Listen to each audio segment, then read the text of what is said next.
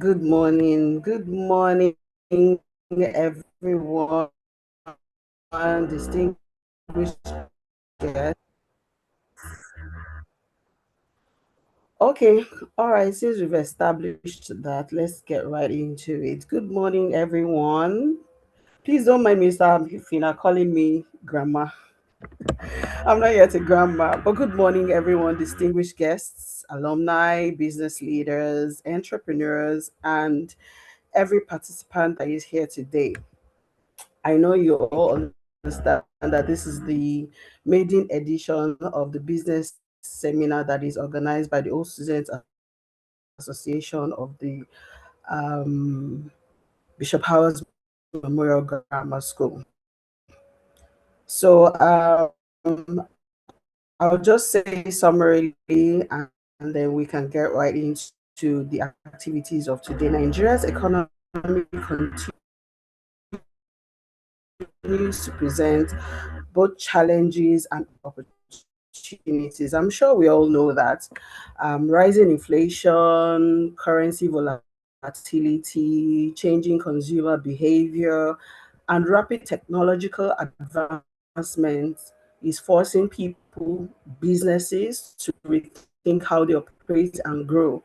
So today's discussion is going to answer two critical questions as you listen to our speakers.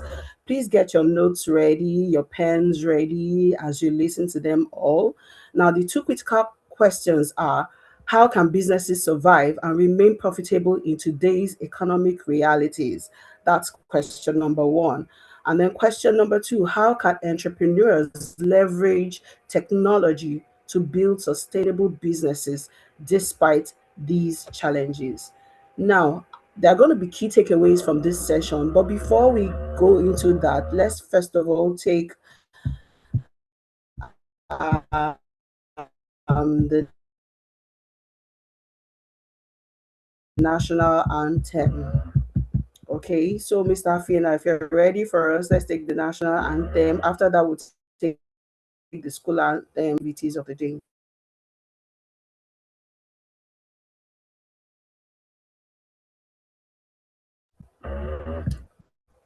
All right, there seems to be some technical error there. We're unable to play the national anthem and definitely won't be able to play the school anthem at this point. So I think we should just go right into the matrix of today.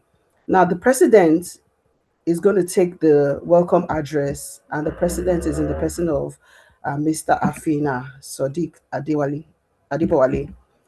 He's a fellow of the Chartered Institute of Leadership and Governance. He's a fellow of the Institute of Professional Managers and Administrators, and he's also a member of the Association of Nigerian University Professional Administrators. He's a seasoned professional university administrator. He's a dynamic entrepreneur. He's a life coach. He's a business consultant. He's a renowned motivational speaker and a passionate agripreneur. So he also has an appreciable wealth of experience that span over 2 decades. He believes in giving back to the society with special interest in youth development. Mr. Afina Sadiq Adibowale, the floor is yours. Good morning, everybody. Good morning. I want to say Yes, we can welcome hear to you. this maiden edition of business seminar of Bishop Owens Memorial Grammar School Old Student Association. It's indeed a great pleasure to have you around and equally joining the team of those that would participate in today's business experience. Let me follow the due protocol. I want to say a big thank you to our moderator, Mrs. Sulu Adamilola. I call her Dame. And if I decide at another time, I call her Grandma. Chairman BOT, who is also the chief host, the chairman of the occasion, the keynote speaker, guest speaker, national executive members, national working committee, respected members of Bishop Owens Memorial Grammar School, Old Student Association, distinguished participant. It's With great pleasure and honor that I welcome you all to this epoch-making event, the Maiden Business Seminar of Bishop Owens Memorial Grammar School Student Association. The Alumni Association is a formidable organization committed to human capacity development and empowerment of members. Excuse me. As part of our campaign promises, this business seminar is born out of passion and belief that we can better our lots as a citizen of this great country called Nigeria, improve our general well-being, and know that the future is truly in our hands. Lamentations, talk shows, and criticism will take us nowhere. Hence, we are the architect of the life we all want to live as individuals or collectively, and the time is now. Distinguished Orwellians, our guest of honor, and wonderful participants, I want to congratulate you for being part of this life-changing event. It is 1 in a million because of the caliber of guests we have carefully selected for this maiden business seminar. Starting with the chairman of the occasion, Honorable Dr. Abiodun Moshood Aro, popularly called AMA, the Lagos State House of Assembly chairman, public-private partnership, who is representing Ikorodu constituency 2 at Lagos State House of Assembly, who is an entrepreneur par excellence. Then the keynote speaker, Honorable Engineer Said Balogun, Senior Special Assistant to Governor of Lagos State and a business tycoon, who happens to be the co-founder of Kara.com. Our erudite scholar, Professor Abdul Hakim Adini Ajumbadi, a professor of international human resource management and organizational development at the University of Doha for Science and Technology and Intellectual Journalism, who has practical knowledge of the world business. Next to him is Yusuf Aweda. He's an ICT enthusiast, loaded with solutions to technology challenges, and our own dear chief host, Chief Honorable Bola Kale Ajani, the Chairman Board of Trustees of Bishop Owens Memorial Grammar School Old Student Association, is a man of many parts and a successful businessman operating in the financial space, property management, and aquatic agricultural field.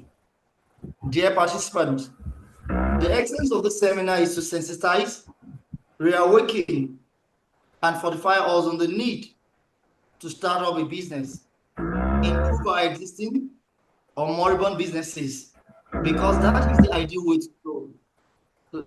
In the Yoruba Palace, apologies to those that don't understand Yoruba, one iṣẹ́ rèé ọmọ aláṣẹ jẹ, òwò rèé ọmọ aláṣẹ là, meaning that employment can only feed you, while true success lies in business venture.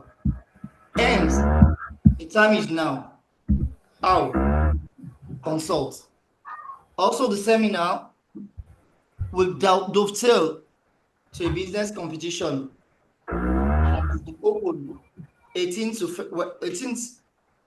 to 24th June 2026 that aims to assist with a minimum of 250,000 to at least 10 successful winners of the competition, including members and non-members of the Alumni Association. At this point, I want to humbly appeal to our philanthropist, chairman of the occasion. The normal slogan is, you see Ama, you smile, and other invited guests to kindly donate generously towards this life-changing and laudable cause. People are going through hell. On this note, let me welcome you all as you sit back to journey through business world. I wish you all a fruitful and life-changing experience. Thank you. Long live Bishop Godwin Austin Association. Long live Lagos. Long live Nigeria. Enjoy your day. Thank you very much. Thank you very much, Mr. Sadiq Afina. The voice you just heard is the voice of the chairman of the Old Students Association of Bishop Howard's Memorial Grammar School. Thank you very much for that speech. And also thank you for helping me with the part where I'm supposed to introduce the dignitary. So you just cut my work by half. Thank you. So we're going to take the chairman's opening speech right away. And our chairman for today is Honorable Dr. Aro Moshood Abiodun. I'm going to give us a synopsis into the profile of this honorable guest, who is our chairman for today. He was born on the 24th of December 1983. He's popularly known as Ama. You would have heard that when Mr. Sadiq was giving his speech.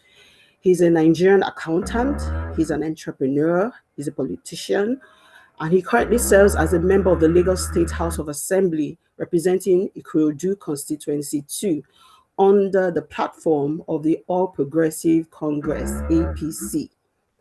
Before entering into politics, he had an extensive career in the private sector, particularly in the timber and hospitality industries.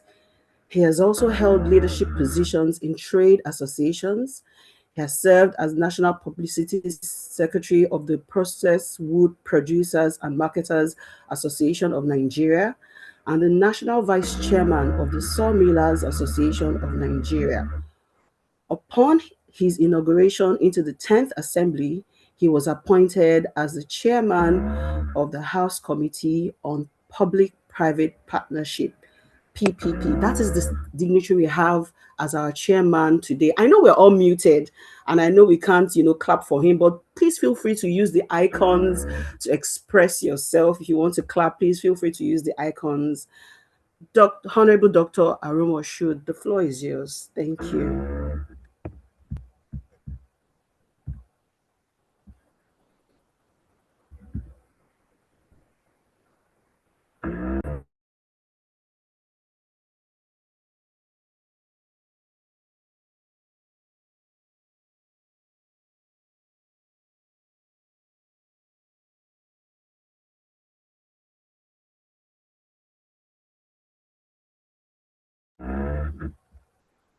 Mr. Fina, please, you would need to unmute the chairman so that we can hear him.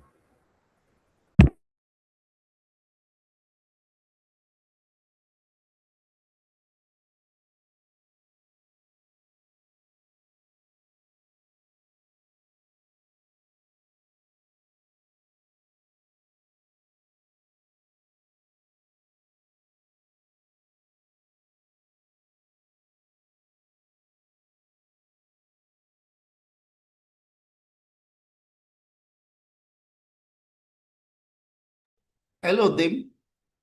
Can we just Yes, move to the please. next item on the agenda? I think the chairman is having technical issues, but I'm very sure we'll join. Once he's around, we'll just take his opening speech. All right, Mr. Fina, thank you very much. This is a note to our participants today. Please, our keynote speaker is going to take the floor right now. I will introduce him shortly. But while I introduce him, don't forget to keep your pens and papers handy. And the things you should have in mind to live with at the end of this session is one, a realistic understanding of Nigeria's economic outlook, practical business Hello. survival strategies, awareness of technological driven business opportunities, I've insight sent into you the link. government and private I think you sector have started support now. Because that I mechanisms. sent it immediately. We have started like 15 minutes ago. We started on time, exactly 11. After the first speaker is your turn. First speaker is taking the turn now. Second speaker. Okay, please do it, please.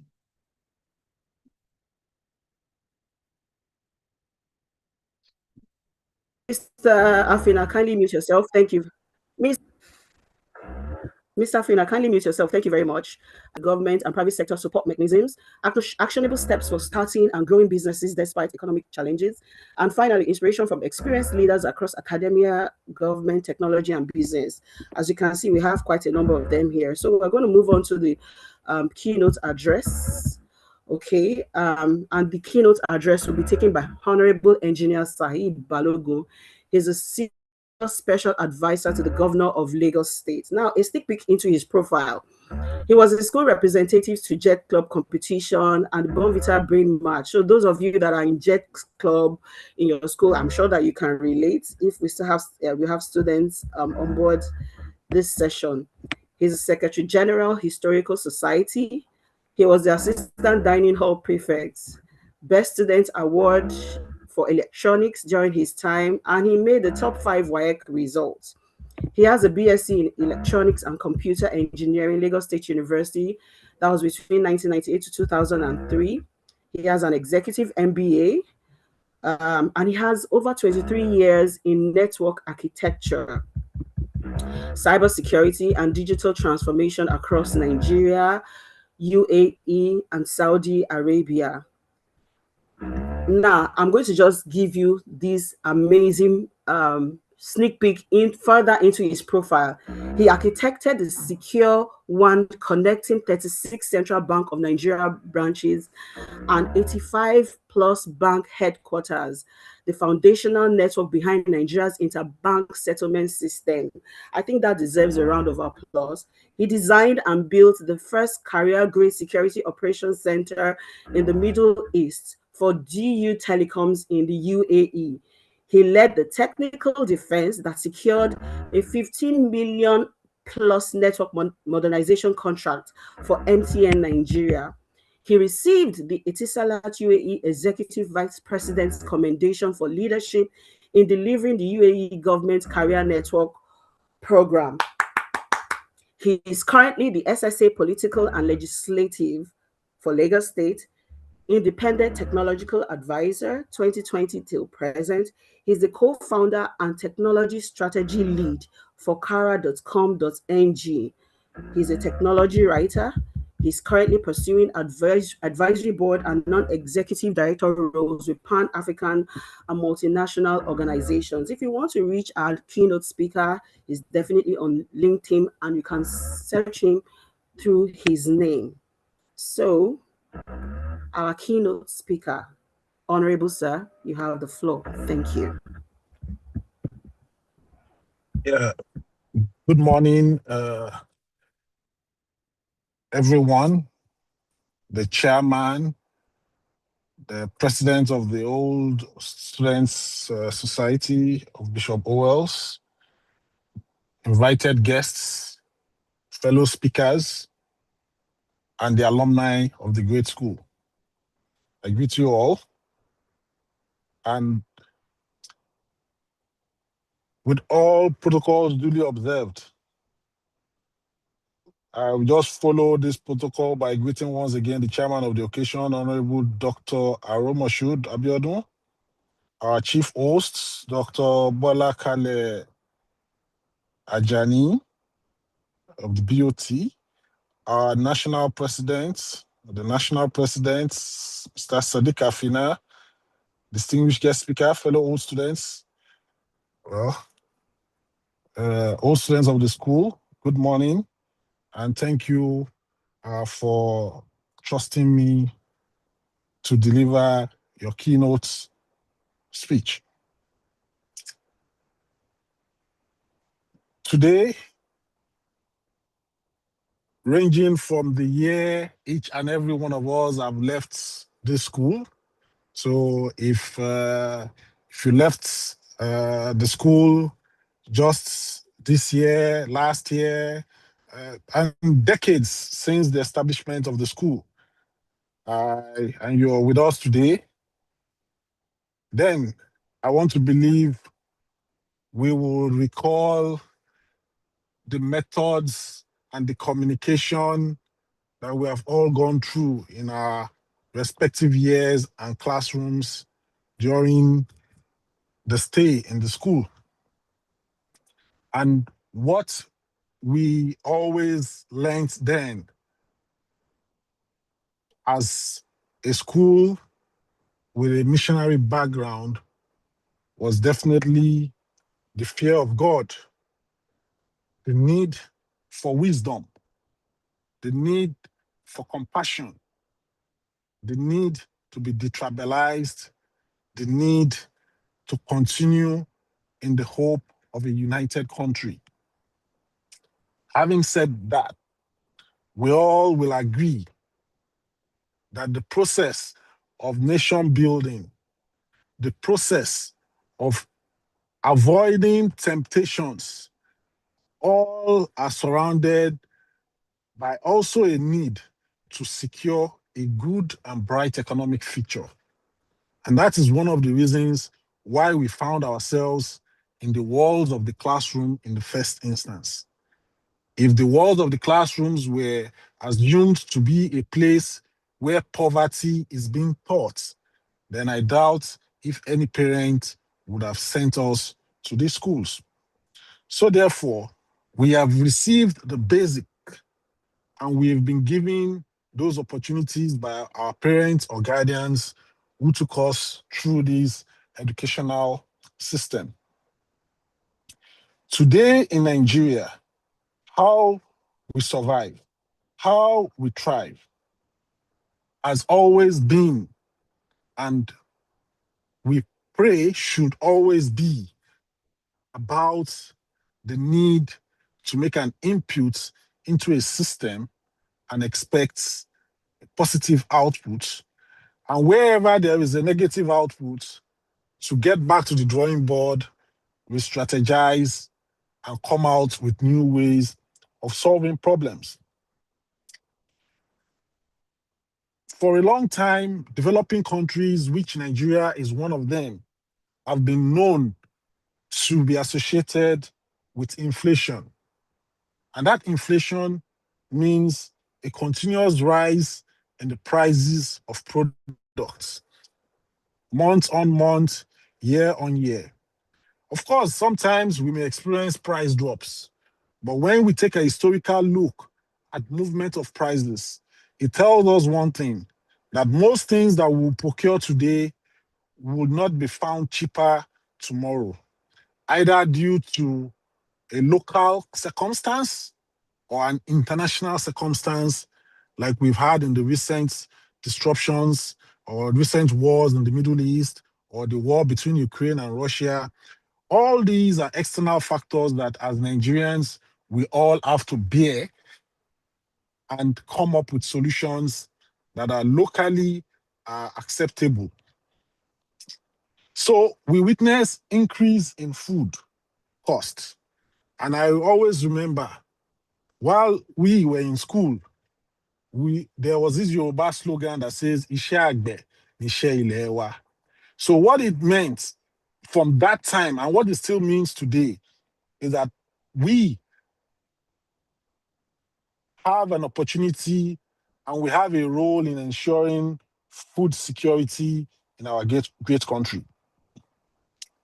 And with food, we know that for food to move from one place to another, there has to be something that's got to do with transport. And for transportation to happen, there has to be something that has got to do with fuel or CNG gas, or in today's modern times, electric vehicles. So we know that these are certainties. And in the laws of essentials need of humans, food, shelter, and clothing are also defined to be critical needs of human, irrespective of their creed or their condition or their status. As a rich man, you need food. As a poor man, you need food. You need clothes. You need a place to live. Everyone needs a place to live. And these are signals for us who look into the business world that these are areas that we should continue to work in, we should continue to invest in, we should continue to put our attention in the right proportion in these areas.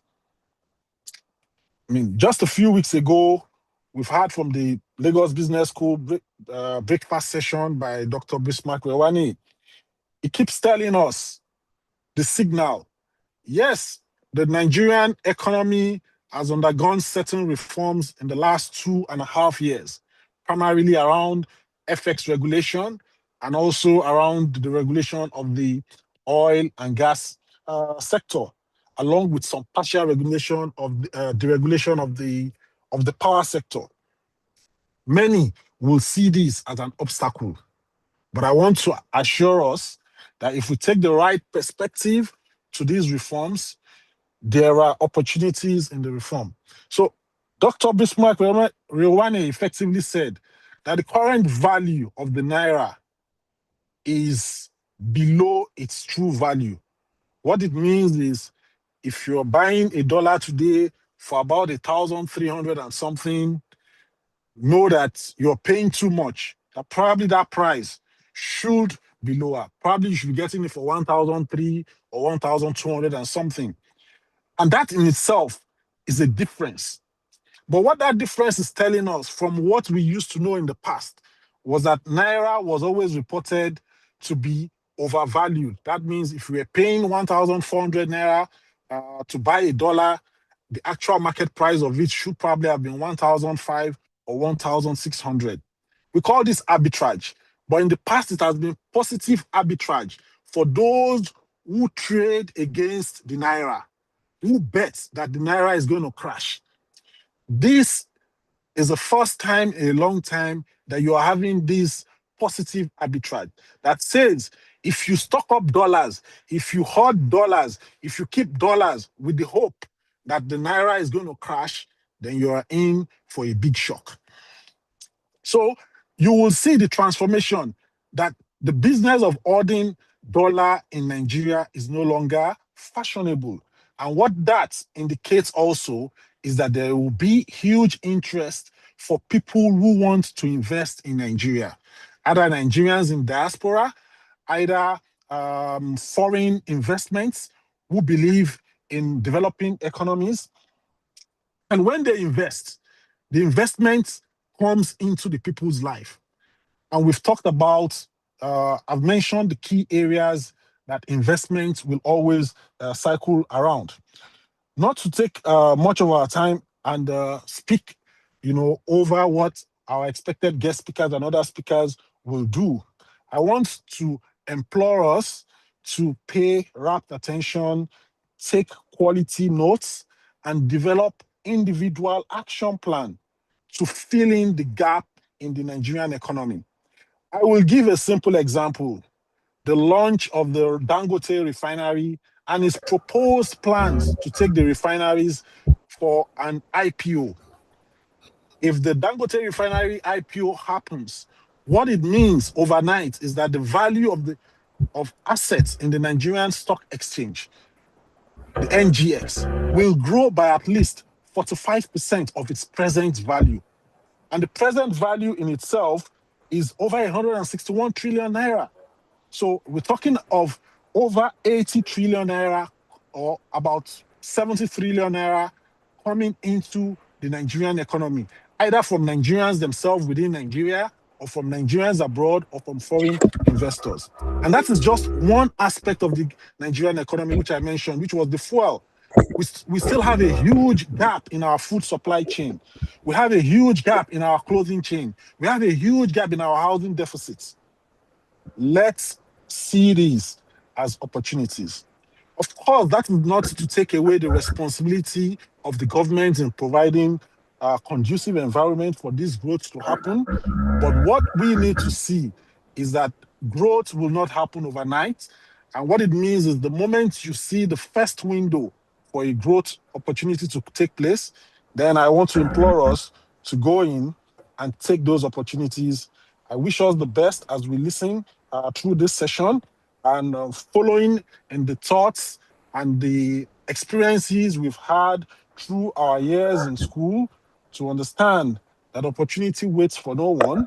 The earlier we take action, the better for all of us. Thank you and God bless. Thank you very much, Honorable Engineer Balogun, for that keynote address. While he was, when he started and he was talking about how long you may have let go, he said, even if it has been decades, and for a brief moment, I felt like a fossil. like it's been decades, really. I feel old. Oh my goodness. Thank you very much, sir, for that. So we're moving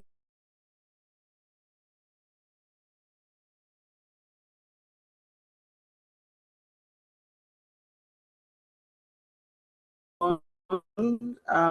Our first speaker is going to take the floor now, and this is a brief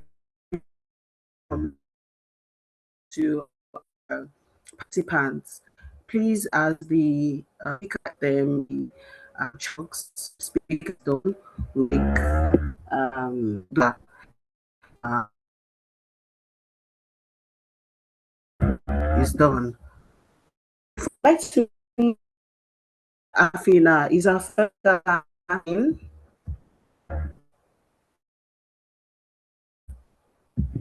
Mr. Afina, can you hear me? Yes, loud and clear, Dame. Do you need him for anything? Oh. Hello?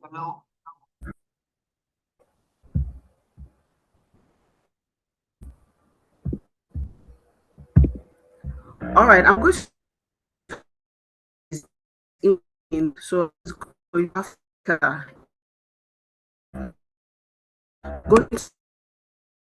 survival to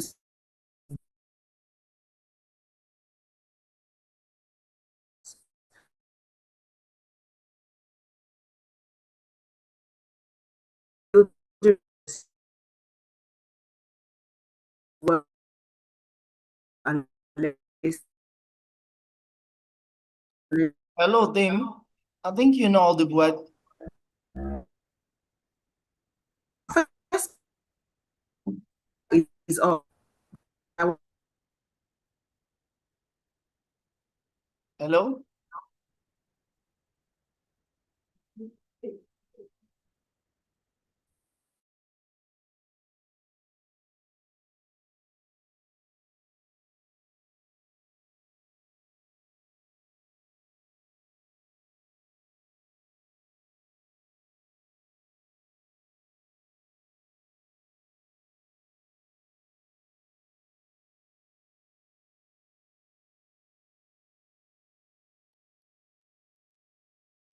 Hello, everybody.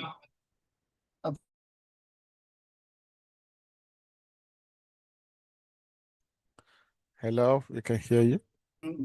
We lost out because of I want to invite our next speaker. While we read his citation too. Hello, Dame. Are you there?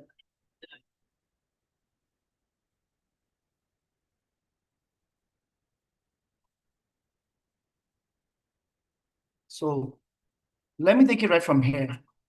Hello, participant. If you can hear me, just somebody should just signal with icon on the message box.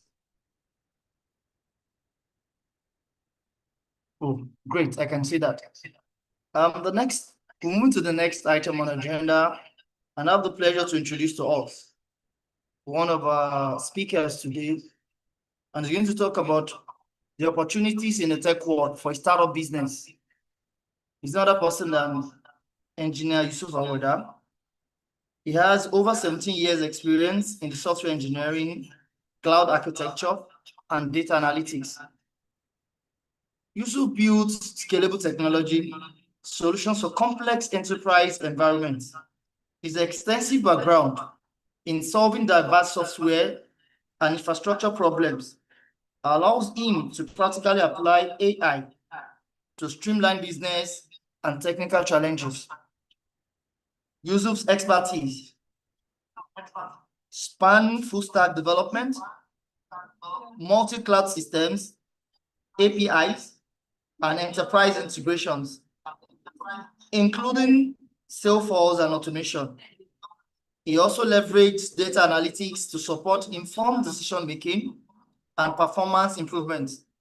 His core focus is on turning complex technical issues into simple, business-ready solutions using modern development and automation tools. I have the singular honor to introduce to us Engineer Yusuf Aweda.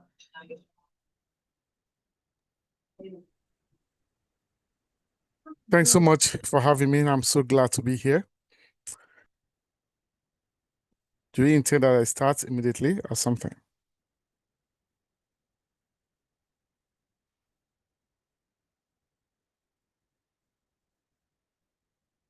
Okay, can I start? Engineer Aweda, you have the floor. Okay, thank you so much. I'm so glad to be here. It's a great honor for me, and I'm standing on the existing protocol. The topic that we are having the honor to talk about today is one of the topics that have, been given a room for conversation as far as the Nigerian economy is concerned today. So it's a very, very interesting one, and I'm pretty much honored to be having that quintessential privilege to be here to talk about this. Navigating the Nigerian microeconomic landscape right now feels like running a marathon in a reverse uphill against a heavy wind. So when we're talking about this, there's no way we're not going to also pinpoint the fact that the fluctuating exchange rate that we all can witness on, and of course the increasing fuel cost. We've had fuel prices jumping up, and I was pretty much attentive during the keynote speaker's presentation when he also pinpointed the fact that the crisis all over the world, added to the economy, in some certain places, especially the ones that's got to the economies that have got to do with oil prices. So all of those things are pretty much evident. And other realities that we have also come to deal with in Nigeria as far as the economy is concerned is the fact that we also have food inflation, and we have the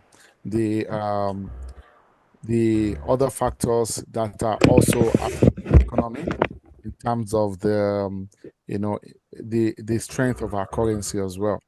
So we have these realities because topics like this is not about emotion, it is about data. And I'm pretty much excited that we are also providing solutions as well. We are not just necessarily talking about the laxities because our main area of professional inclination is not to just talk, and talk about how things are bad and how the economy is so demanding. We are professionals. We have to navigate around the economy, and we have to also tap in the opportunities in the tech world, especially for startups. So it is also evident now that technology is no longer, illusory or just something cool to win awards with. Technology has become an absolute survivor utility, or what we can qualify as absolute survivor tool. And when we're talking about the opportunities in the tech world for startup businesses, we are technically beaming our intellectual light on the fundamentals on how to actually stage companies that can use massive toolkit of information and communications technology to fix the dip. I'm going to break this down. We all agree, based on the reality that we are facing, or the numerous realities that we are facing, that we are having a demanding economy. We all agree that, and we have compelling facts to prove that. Talking about inflation, talking about the currency, talking about the fuel prices, the list might be endless. And the key ingredient in this conversation will now be opportunities in the tech world for startup businesses.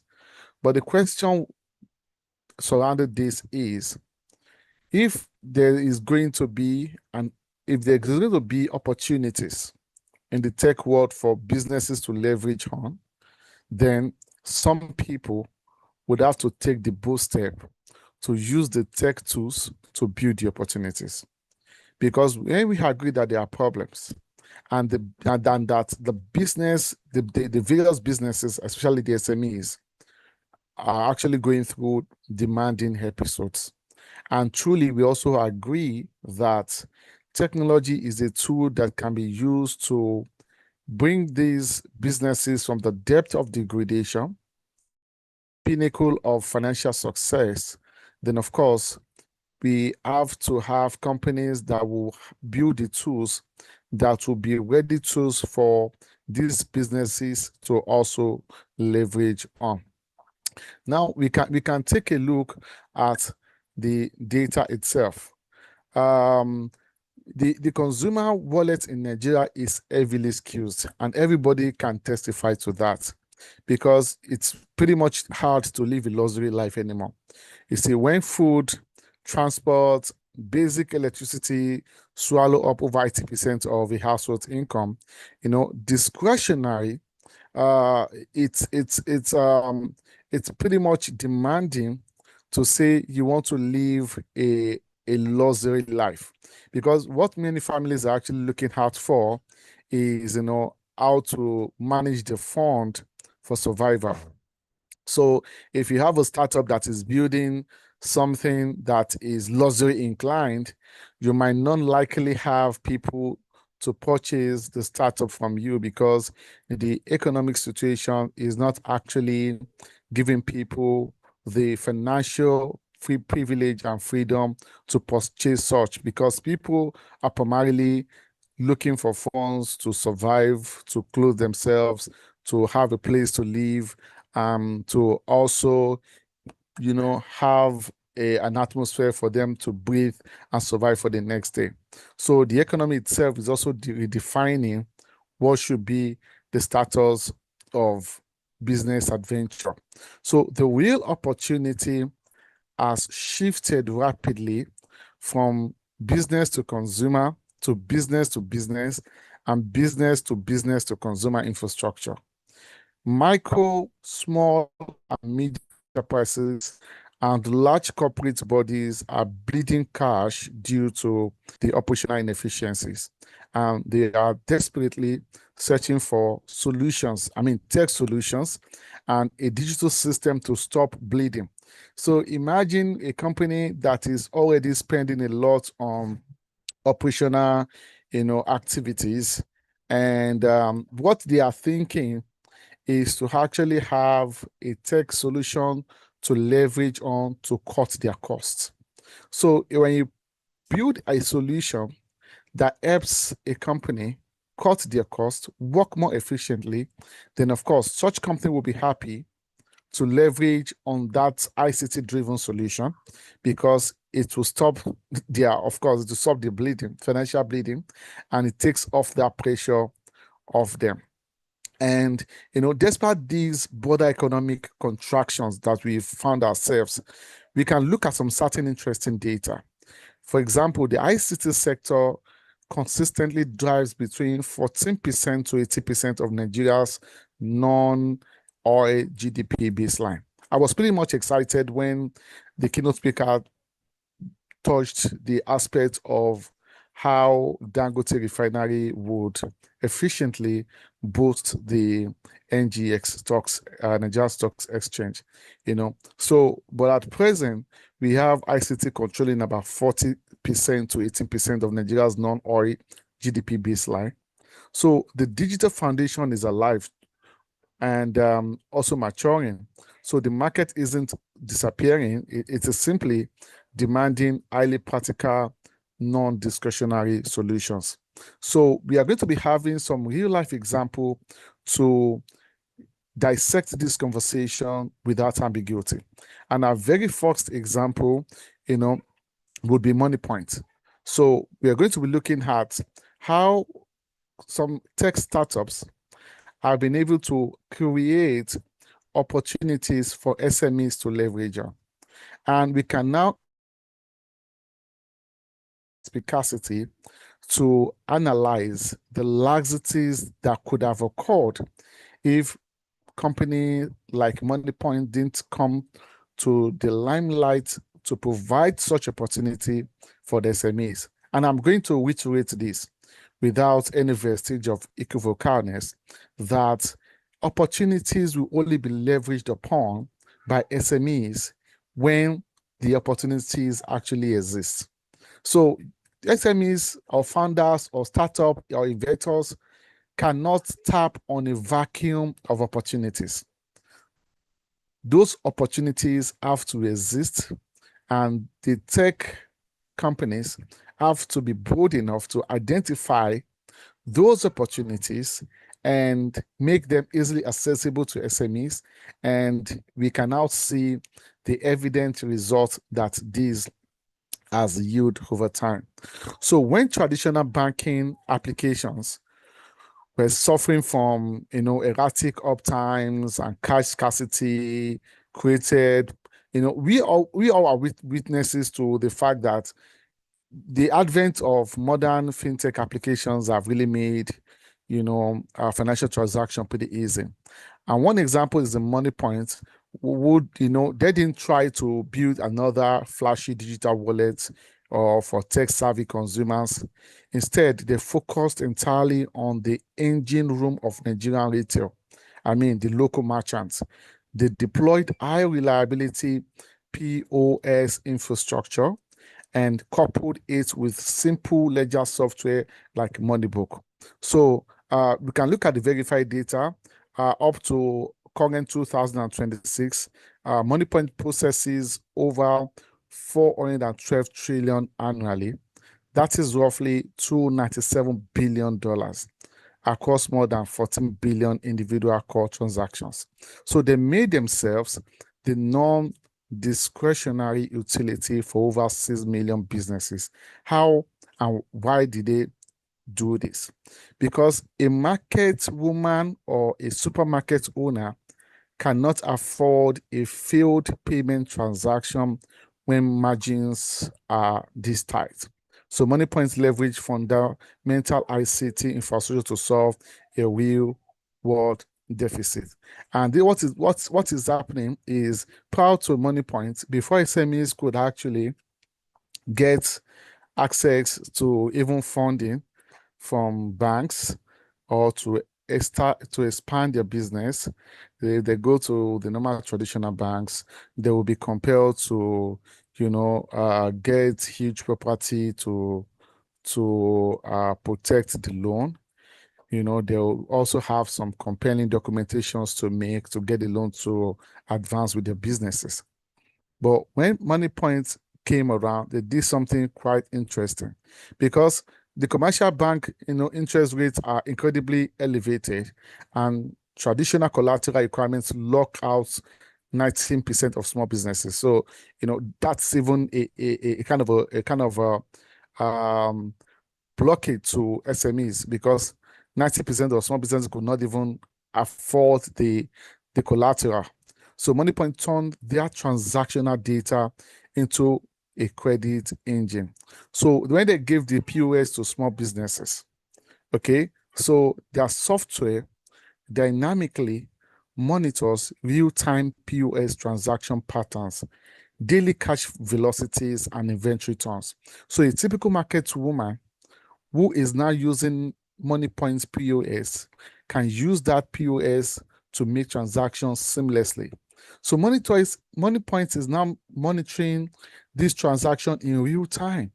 So they know that the woman selling fish at the local supermarket actually closes around 2 million naira every day. Okay, so in a week, this woman is having a traction of an amount clocking, let's say, 12 million naira. MoneyPoint has the value. They have got the data. So MoneyPoint has got this value. They have got the data, and they don't have to necessarily go to the woman and tell the woman you are qualified for a loan, because they can see in real time how the business of a woman has been performing. So for the consumer and for the market woman, they have had to bypass the rigid traditional asset was. So MoneyPoint in this case saw that reality, and they have been able to disburse over 1 trillion in working capital loans to small enterprises. So the major lesson here for any startup looking to leverage ICT is clear. You do not need to be a legacy bank necessarily. So if you can use cloud ledger systems or data scraping APIs to validate cash flow in any unserved niche, you can easily commercialize credit intelligence and solve a critical business survival problem. And this is a very, very cogent achievement that has transitioned the entire SME sector itself, because the SMEs can now get loans from MoneyPoint without having to have that compelling and demanding documentation. They don't have to necessarily have to, put forth a huge collateral, but they can actually prove that they could actually get a loan to advance the businesses by practically showing the banks, the fintech, with the success of their business. And that was what manifested. MoneyPoint was able to capture all of this from the back end, and they lifted all the catenated protocols to get a loan. And this has actually given birth to the new way of doing businesses. And this points to the fact that such SME has actually leveraged on an ICT opportunity that has been created by visionary tech company. And with such opportunity, it is a win-win for the two, because the tech company has also begun to develop its data, and they can actually make an enthralling business insight from the data to advance their own financial figure and to also advance the business adventure for the SMEs. Another interesting example, of course, we have the opportunity, the data-driven risk assessment in here. The SME lending bridge, traditional bank interest rates are high. So these are just the synopsis. We have the synopsis here for the way the transitioning has been achieved through the technology from MoneyPoint, and all of these protocols of high interest from the traditional banks have been taken away based on the technological invention by MoneyPoint and making life easy for the SMEs. So another interesting case study that we'll be talking about today is the Metro Africa Express. So converting the energy and subsidy crisis into clean mobility engine. So we can look at this sector, and we can look at another. This is another sector entirely, not like the fintech sector, And you can now see that when the fuel subsidy was removed, when this government came up, and they also gave compelling economic reason for that. So petrol prices actually skyrocketed. Some of us are not even driving our cars every day anymore. You only drive your car when you feel that it is important to do so. It's even cheaper to take Uber. I haven't driven my car for weeks. I prefer to take Uber because it's pretty much easy for me to navigate. So we have stated that reality at the very first part of this presentation. So when the fuel subsidy was removed, we saw the quick physical manifestation. Petrol prices skyrocketed, and of course, the crisis in the world today also augmented the petrol crisis and causing it to not be stable, to make it unstable. So, for a delivery driver or a motorcycle transporter, their entire daily profit was instantly wiped out by the gas pump, and that is the reality.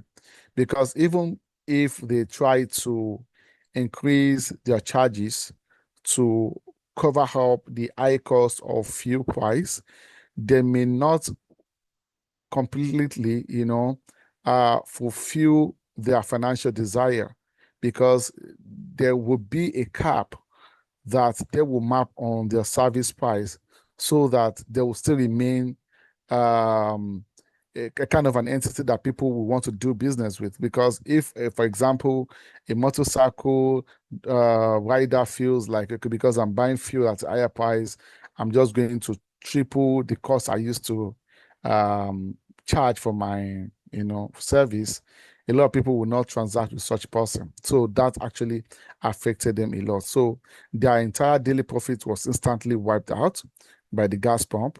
And the Max at the Metro Africa came in.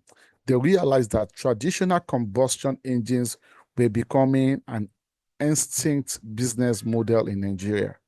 So what they did was, backed by, of course, they were also backed. They were backed by $24 million, dollars in structural funding rounds. So Max aggressively weaponized clean energy technology by designing and deploying custom electric vehicles. I mean, I'm talking about the M3 electric bike to over 52,000 active drivers. So they didn't just build a ride-hailing app, they built the physical and digital clean mobility infrastructure that shields the everyday driver from local oil price volatility. So we're talking about electric mobility here, and you don't have to worry about the effect of the subsidy remover and the instability of the fuel price due to the subsidy remover and the blocking of the Strait of Hormuz. So we have an innovative company that is addressing these issues, and they are leveraging on a new sector entirely that will take people away from that traditional energy sector to modern electricity provisioning for electric vehicles and motorcycles. So the core ICT breakthrough for Max is their battery as a service software platform. And I'm going to break this down. So they knew that if an electric bike, had to park and charge a battery for 3 hours, they would lose time to run their businesses. So they now built something quite interesting. They built a decentralized network of solar power, and whereby riders can actually go in there. They just swap battery, and this has created a new nomenclature in that field: battery as a service infrastructure. So they can swap a battery with the one that has been completely discharged. They quickly swap with the one that is charged, and they're able to quickly advance with the businesses. So a driver rides into a station, scans a digital prompt, swaps a depleted battery for a fully charged solar battery in under 2 minutes, and hits the road. So the technology pivots directly slashes a driver's operational energy cost. And they also help in saving up to 85,000 every single month compared to petrol. So energy is the single highest overhead cost for Africa's businesses today. And we can say these interesting things from Max because startups that build smart loading monitoring software, battery swap logistics, or pay-as-you-go commercial solar tools have an instantly receptive attention despite B2B market ready to pay them. So we have this reality as well. And when you see skyrocketing businesses, for example, the ICT solution is to combine the IoT, the Internet of Things, monitoring sensors with clean energy microgrids to build solar as service tools for clinics and factories. Because we also have solar as a service as well, whereby clinics may not necessarily have to depend on the traditional fueling of their generators to power their medical equipment and all of that. So we now have solar as a service to for clinic and factories. So imagine if you now have we now have more of these solutions, whereby we are having these things being provided as a service. It helps different sectors to actually avert the laxities that might have occurred due to the deficiency per sector that we found ourselves. And when you see the elevated bank interest rates and the rigid asset collateral requirement as well, the ICT solution is to build automated transaction, and API ledger tracking engines that provide short-term credit inside specific supply chain pipelines. And right now, it is also interesting to know that as companies suffer heavy forex losses as well on multinational enterprise, software subscriptions, and more, local tech startups have a prime window to use open source infrastructure layers and local API integrations to replace expensive foreign software with localized tools billing predictably in error. And this is very evident. There was a time that many companies, many businesses in Nigeria were actually having their services in the AWS cloud. I mean, the Amazon cloud. It was pretty easy for Amazon to trap everyone into using Amazon cloud because they would ask you to apply as a startup for pre-funding to use their cloud platform. So if you're a startup within a year and you don't have compelling company documents to actually prove that you're a big startup company, they won't take you out of the opportunity. They will give you 1,000 US dollars worth of cloud credits every year, and they still do it today.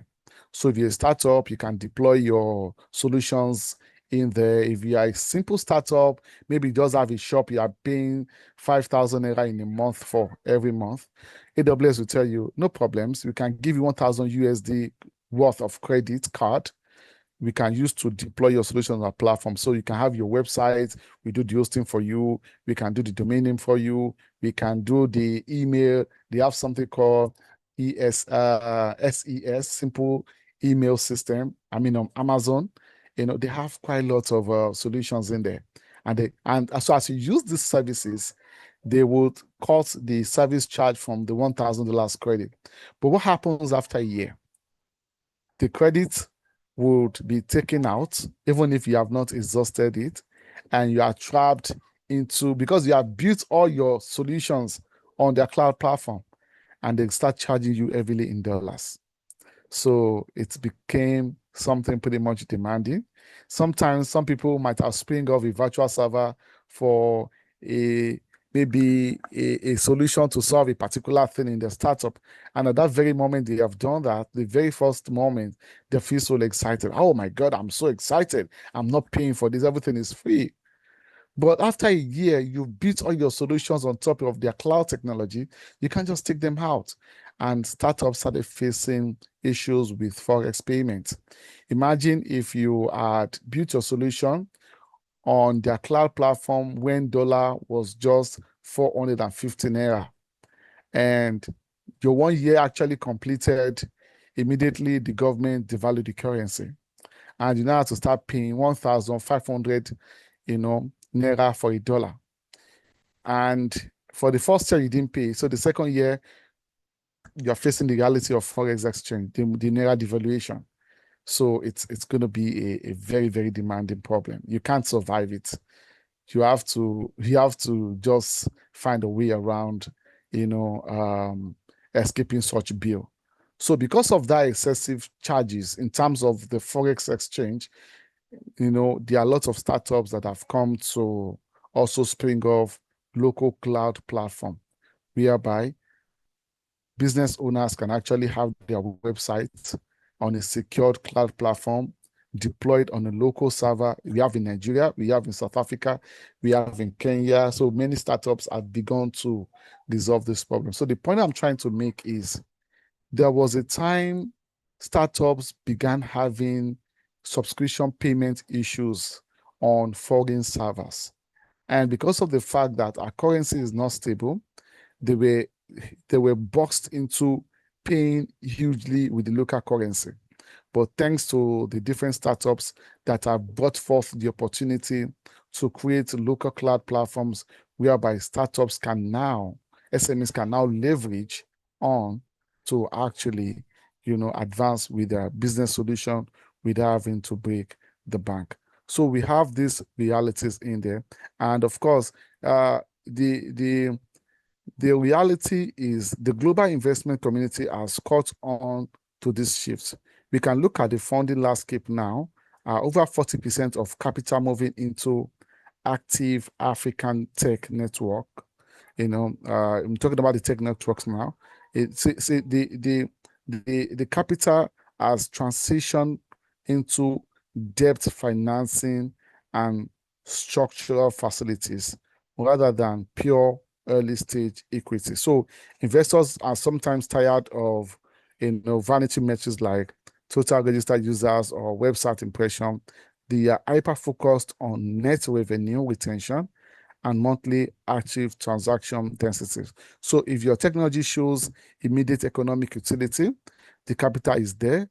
Furthermore, smart founders are looking at localized regulatory advantages as well. I mean, leveraging on frameworks like the Pioneer Status Incentive to legally protect their early earnings from tax drag. So what I would say to actually put this together is for all of us to remember the fact that a high inflation economy or paper valuation, they are both illusions. So cash flow is immediate reality. The current micro crisis ruthlessly penalizes vanity, but it heavily rewards structural problem solvers, just like we have mentioned. Look at MoneyPoint. MoneyPoint is a big, big, big company. We can't just sit back and say there are problems, there are problems, there are problems. So the inflation is quite evident. Everybody can see it, but there are people who are actually zooming deeper to create opportunities that SMEs can actually leverage on. And we are given a compelling example of MoneyPoint and Mask, who did not succeed by wishing for a better economy. And that is the point here. They're not wishing for the better economy. They succeeded because they treated the economic crisis as their primary product design requirement. And they built tech that saves businesses money. I've just given that example. Some people have built local, in fact, there are quite a lot of local cloud systems that have saved companies money, protects margins, and secure vital supply chains. So if you use the Tech World's Toolkit to stop the financial bleeding of enterprises, like we have identified here without any ambiguity, that indeed SMEs are actually bleeding. They are bleeding and bleeding hard. So if you use the Tech World's Toolkit to stop the financial bleeding of enterprises around you, your startup will not just survive. It will build a recession-proof empire. And we can see that reality on MoneyPoint. So it's something that is pretty much evident. And so that is the reality that we find ourselves. It's not just for us to pin our thoughts on the negativities. And I'm pretty much excited that this topic captures it all. We have to navigate around these challenges because there are solutions that could help all the challenges, that could take out, our founders, our SMEs out of the challenges to the pinnacle of success if we have creative tech startups that can create these opportunities for SMEs to leverage on. Thank you very much. And I'm pretty much excited to have had the privilege to give this presentation. Thanks so much.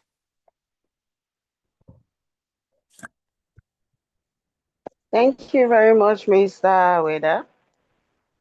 So for those of us who are just joining in, and we don't know who the last speaker was, his name is Mr. Yusuf Aweda. And what he just spoke on is turning complex technical issues into simple business-ready solutions using modern development and automation tools. So we'll be moving on to the question and answer segment right now. So if you have questions, get ready.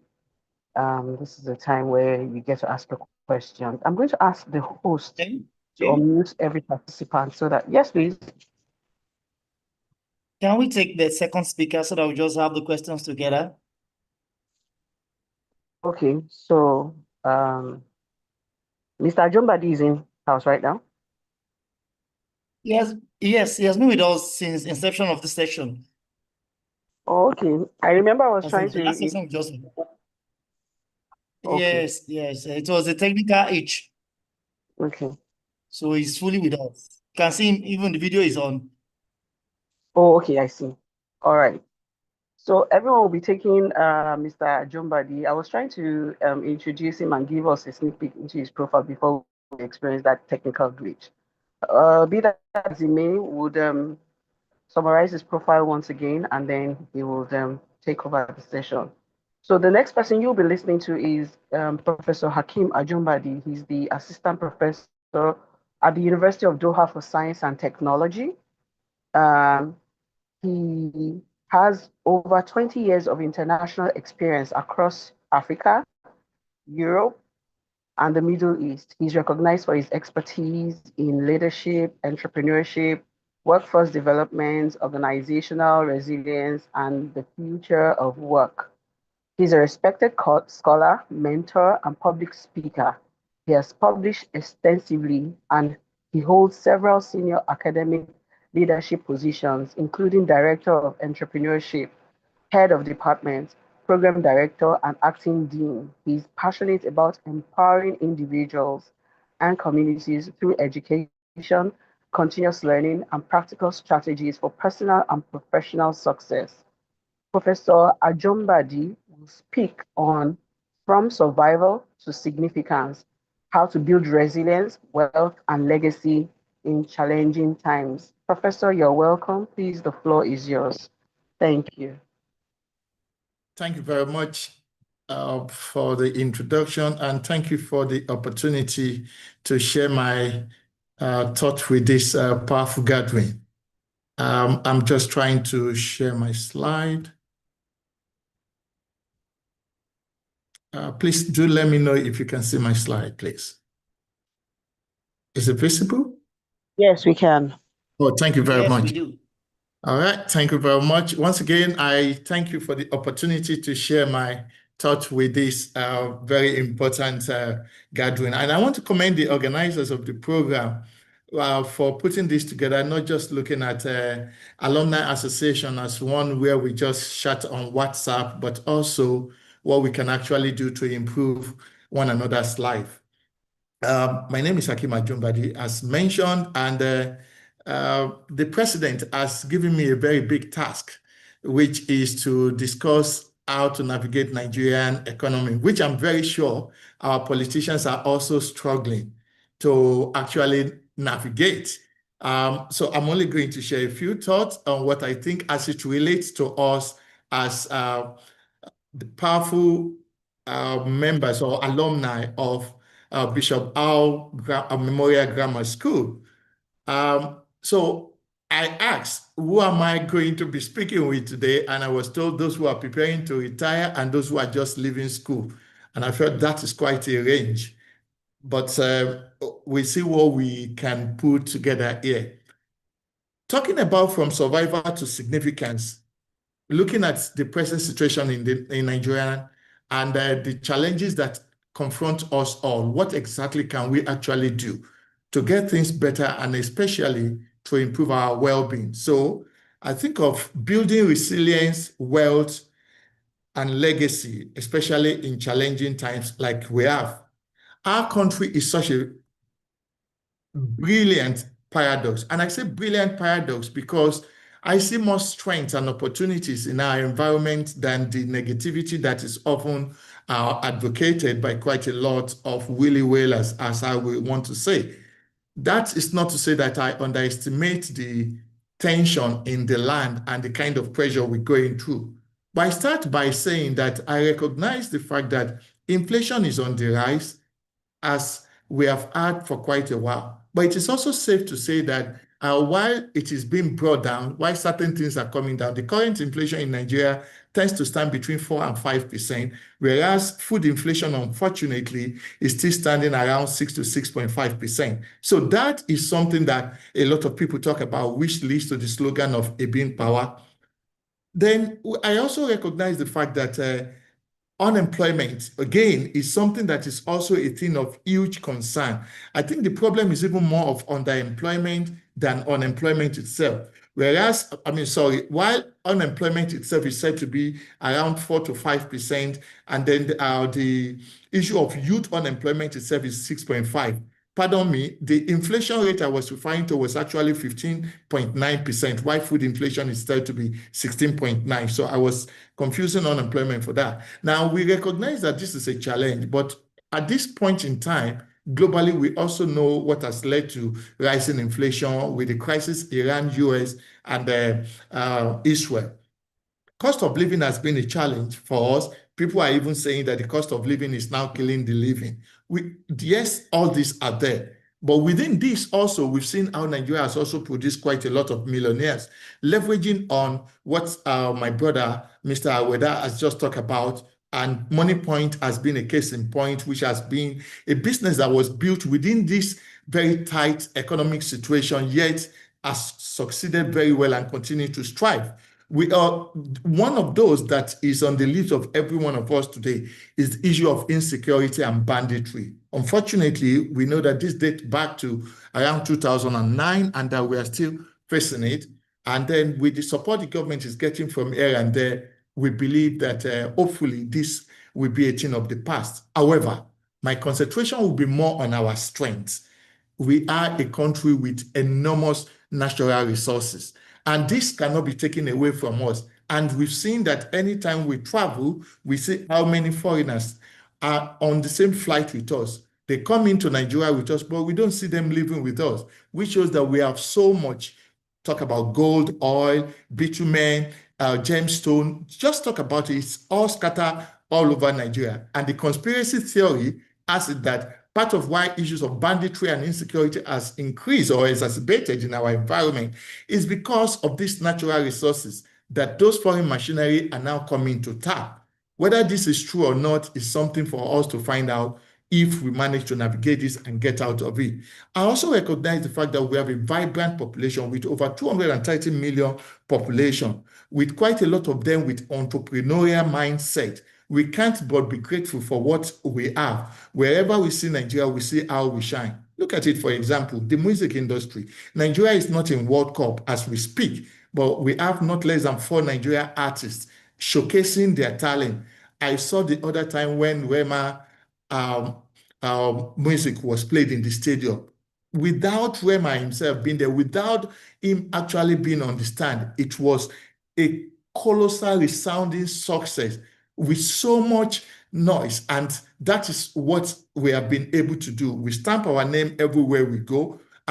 This entrepreneurial spirit I'm talking about doesn't mean everybody will have to have a business, but we are talking about that mindset that makes us to recognize opportunity and be able to tap in on it. So our population as a stand is really one of a strength and one that I think we should leverage on. Now, from my understanding, there are 3 categories of people I need to be addressing today. One, those who are struggling to survive, especially those who are alumni of this particular great secondary school. But since they finished, they are trying to navigate their ways. They are trying to get a job, or the job they are doing is not one that is actually paying their bills. The second categories are those who are stable but vulnerable, because if anything happened to the current source of income, it can bring a shock and they may not be able to recover from it.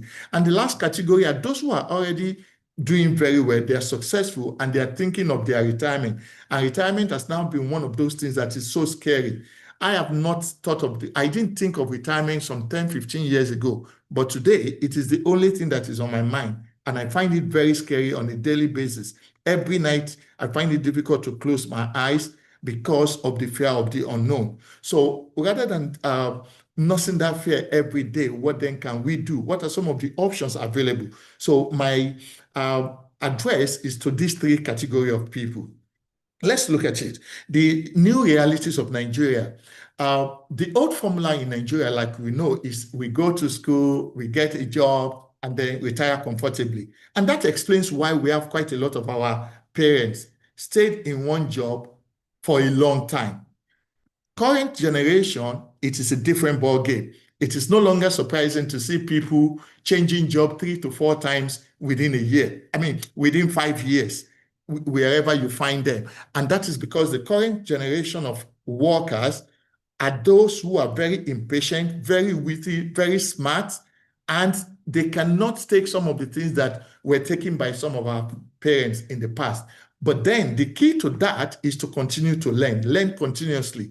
Another thing is to think of how to build multiple sources of income. We need to have a stream of income. You won't see anybody who work with the government today. Either you work with the state or federal government, and then you say that the only thing you wait for is the salary. Such a person is unlikely to be able to own a car. Such a person is unlikely to be able to buy a piece of land, let alone try to think of building a house. So we all now think of how to build a multiple stream of income to be able to navigate the challenges at hand. Then we need to then invest and build legacy, especially those who are nearing the age of retirement. So to me, the biggest problem, the biggest challenge we have at hand today is really not that of inflation, but the risk of standing still. The world is evolving and it's moving and moving very fast. So we cannot be left behind. And to do that, then I have 7 things that I want to talk about in a bit. But then talking about the challenges and how challenges create opportunity. Of course, we have read from time to time how we have been told that tough time produce tough people. It produced innovative people. It produced some of the strongest people you can see, you can think of. And we have also seen that in Nigeria. If you look at the Nigerian environment and how people have managed to leverage on IT, how people have leveraged on what is happening globally with respect to making the most of the tech world, we've seen a lot of young millionaires produce. A case in point is look at our streamers. When you look at the streamers we have in Nigeria, they're all millionaires. These were things that was a thing of the past. These were things that we never knew of. If you don't want to talk about ISO speed of the US, talk about our own Kata Efe, talk about our own Enso, talk about our own Kolu, talk about our own Pella. These are young, very young guys who have made the most of the opportunity that the environment has availed itself of our population, while quite a lot of people continue to lament about the challenges. So my argument here is that we must face the challenges head on. It is here, and we have to face it head on. We have to think of how to build skills, how to have income that is going to help, and then we think of how to prepare for our own retirement, as the case may be. And what do we do? What kind of legacy do we leave? How do we impact the community that we live? What do we do for them that at the end of the day, we will always be remembered? So I then come to the conclusion that if I'm talking to the alumni of a secondary school, it suffices to say that the bulk of those people have already been given what I can call the greatest gift. So I believe that Bishop Al Memorial Grammar School has given us the greatest gift, that is education. And it gave us that for us to go into the world, to go and conquer the world, to go and navigate the kind of uncertainty, to navigate the economic turbulence that we are likely to confront. There is no such thing as free lunch anywhere in the world, not even in free time. So we know that these are there. They are also reported in the scripture. There is no such prophet that doesn't go through one form of tribulations or the other. So the economic turbulence are something that are inevitable. This school has given us the tool to begin to navigate it. And now where we do it is another. And the truth of the matter is that we are going to be more successful than the other. So then let's support one another. What kind of support can we give? So part of what this program is trying to do, empower people who are weak in the system, navigate them into what they can do better, link them through networking. These are things. And at the end of the day, as we then age, what do? We retire with dignity. In retiring with dignity means we have to build these 4 pillars, which I'll be talking about, so that at the end of the day, when we are no more here, we can be rest assured that we leave the world a better place than we met it. That leads me to the 7 key messages I bring today. So the first thing is to develop a survivor mindset. that this is doable. Impossibility shouldn't be in our agenda. Yes, those who are able to jackpot, yes, good luck. It is not all success story for everybody who has left the country. For those who are not, or those who feel that, look, my fortune is here in Nigeria, they are not wrong.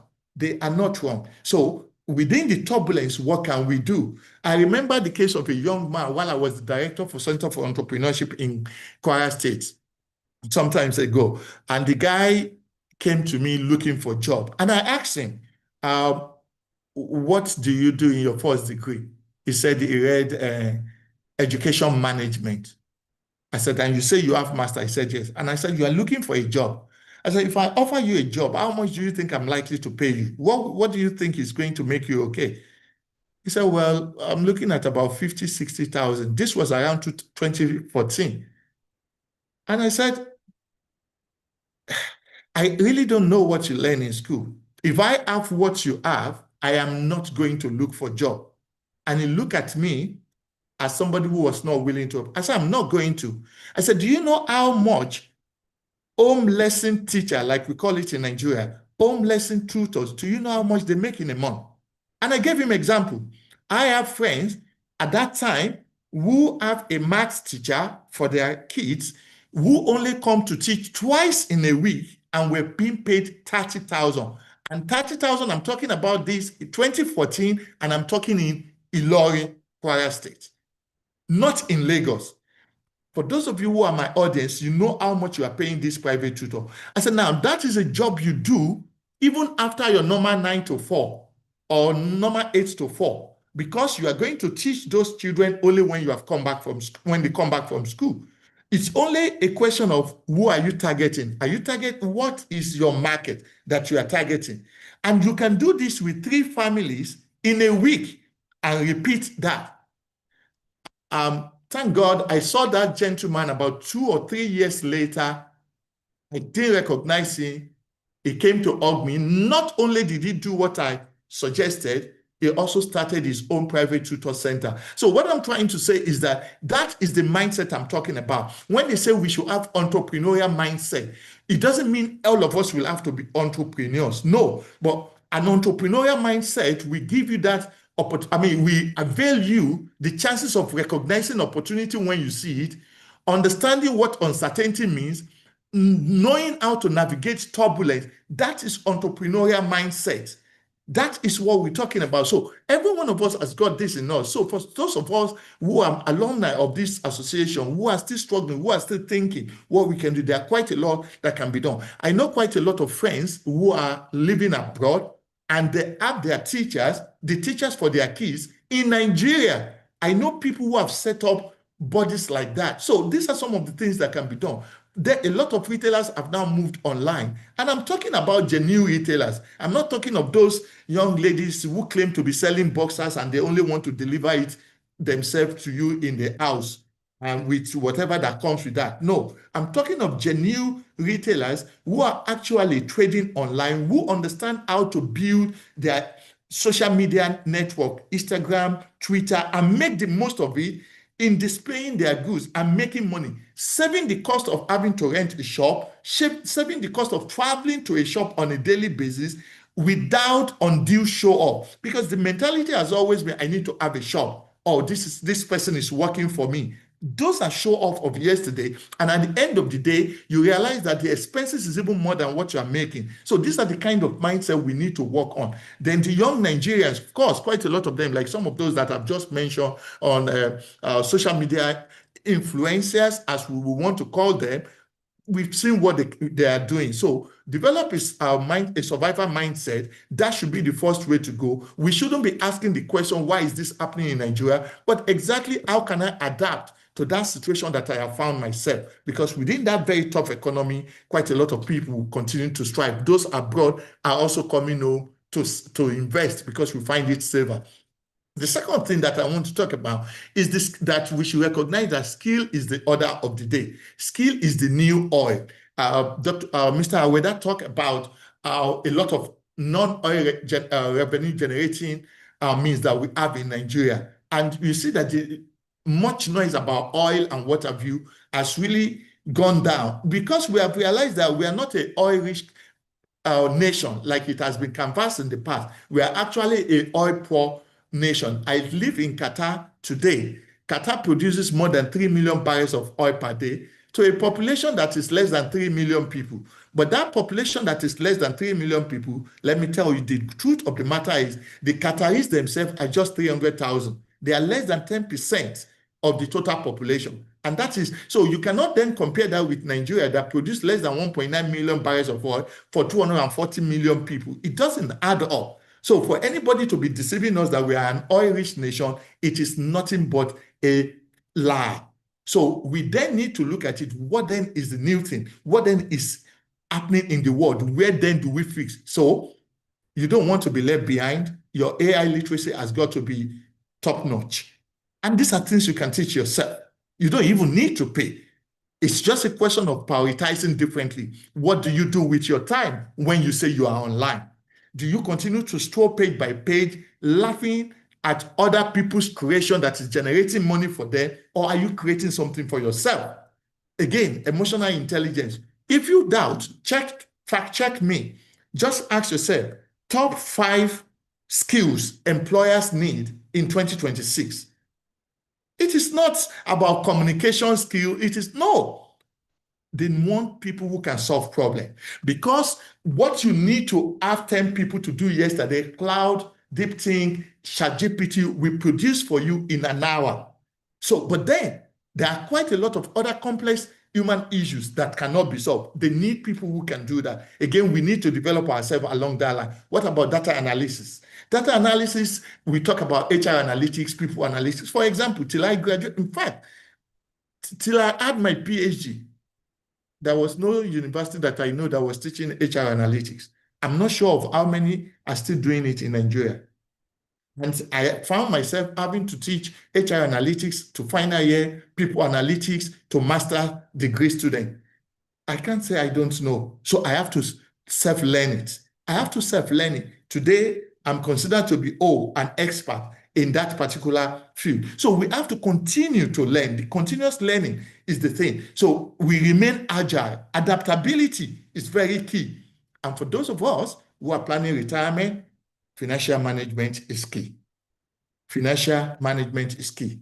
We have trained our children. They are on their way out. The same way we left our parents, they are going to leave us. And it becomes very scary.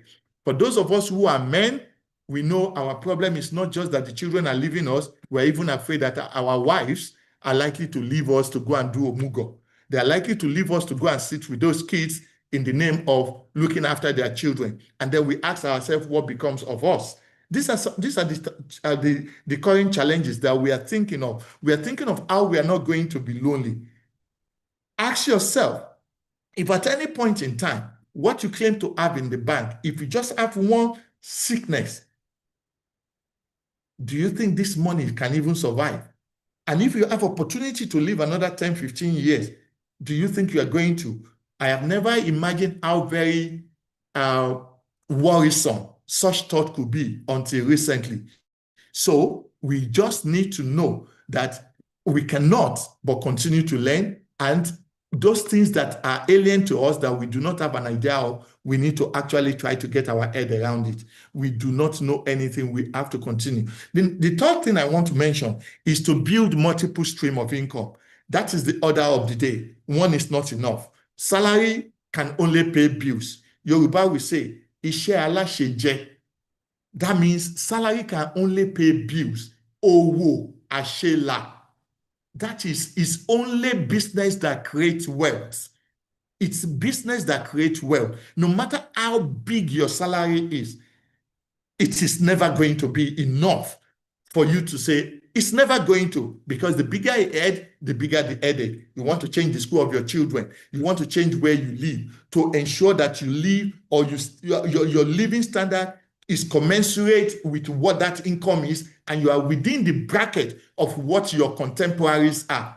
But when you invest, you cannot get it wrong. So the practical income model that I come up with, depending on which field we are, we can decide on which one best work for us. So we need a stable income. We need to also ensure that, okay, from wherever we are, we can do our consultancy. I'm a university lecturer. I have been for almost 3 decades.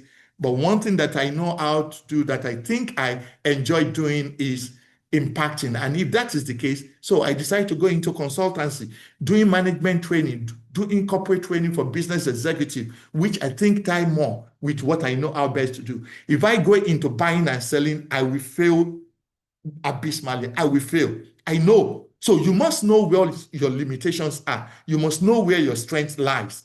I know if I do buying and selling, I will fail because my generosity is what will make me fail. And I know for you to be successful in business, you need to be down to earth. Then we need to also invest because it's not enough to just save. Savings alone is not enough. Savings keep your money, investment will grow your money. So start thinking of it, what can we invest? A lot of us have been earning quite a lot of things and we are oblivious. And when you are investing, we also need to be very careful. If the return is too good to be true, be careful so that you don't fall into the MMM scheme. So we don't want that kind of thing to happen to us. So you have to be really, really very careful. So there are quite a lot. For example, we all know that there's so much hype about Dangote IPO that is coming out, say, around September. What are you doing about it? We have been told that this is an investment that we are going to be paid dividend in dollars. How much do you think you can invest? Have you done the preliminaries of what needs to be done for you to get ready for that stage of things? Is this secured? When you see the likes of Femi Otedola selling his investment in Geregu and bringing $100 million into Dangote's business, then you know that there is something in the corner. Then talk to experts. Talk to stockbroking agents to advise you accordingly so that you can secure a future for yourself. The fourth message is to avoid lifestyle inflation. Lifestyle inflation in this case is when we live above our means. Buying cars. It is good to drive good cars. It is good to drive brand new cars. I've also been of the opinion that buying a brand new car is always better because you don't have a business with a mechanic. But then, if you look at the difference, if you look at the functionality, what does a car do? It has a function to take you from point A to point B. Then why do I need to buy a 45 million car if I can get the fairly used for 20 million? Because the moment I drive that 45 million car out of the car dealer, it depreciates instantly. It depreciates instantly. Then why then do I need to do that? I'm talking today also from experience because I've made similar errors in the past. I've done the same, believing that driving a brand new car helps you, it saves you from mechanic. But I think personally, I know better today that I'm not going to use what 3 cars can buy for 1 car, all in the name of I can avoid mechanic. If you buy a very good one, and we can also take lesson from the likes of Warren Buffett. We all know who Warren Buffett is. I listened to his comprehensive interview. Living in the same house for over 40 years. And he asked the fundamental question, what is the function of a house? And if this house is still doing that for me, so why do I need another apart from investing in real estate? But why do I need to be changing houses? Why do I need a brand new car? Go and read his book. Go and listen to him. So, and he concluded, he said, do not save what is left after spending. No. Spend what is left after savings. So the emphasis here is there is a compelling need to save. And not all of us are very good at savings. We need to ask ourselves, how many of those parties do we really need to attend? If you ask me, since I was born till date, I can't remember ever buying any Owambe clothes with people. I will just tell you, sorry, it's not me. It's not my thing. It's not my thing. I will wear it's not because of affordability. I would rather prefer to give you that money because I'm just going to buy it as an addition to what I already have. And I'm not undermining the significance of our culture. If you can, fine. But then that should not be a reason for you not to invest. You must ask yourself, what have you set aside? These little things amount to wasteful spending for quite a lot that tends to lament. So do not just save, but invest. So investment is key. Like I said, savings protect your money, but investment will grow that money. So it is key. There are many things we can invest in.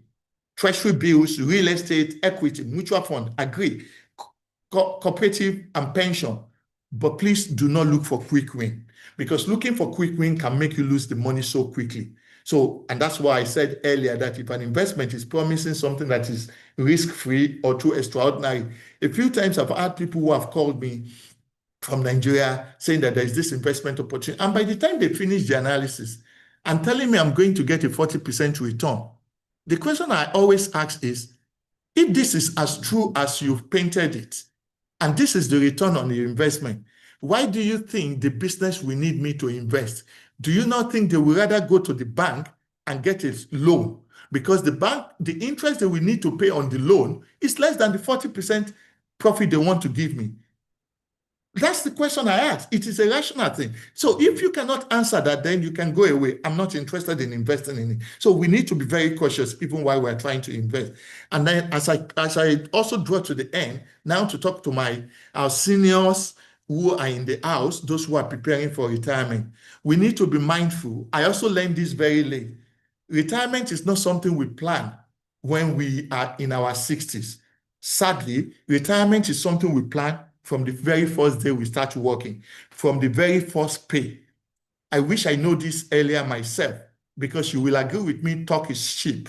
So it is easier for me to preach this. It is not to say that I'm also following them all. I'm also trying to prep myself to be able to do the same, because it will be too late by the time we are 60 and we are thinking of it. So whatever the stage you are today, please start thinking of retirement.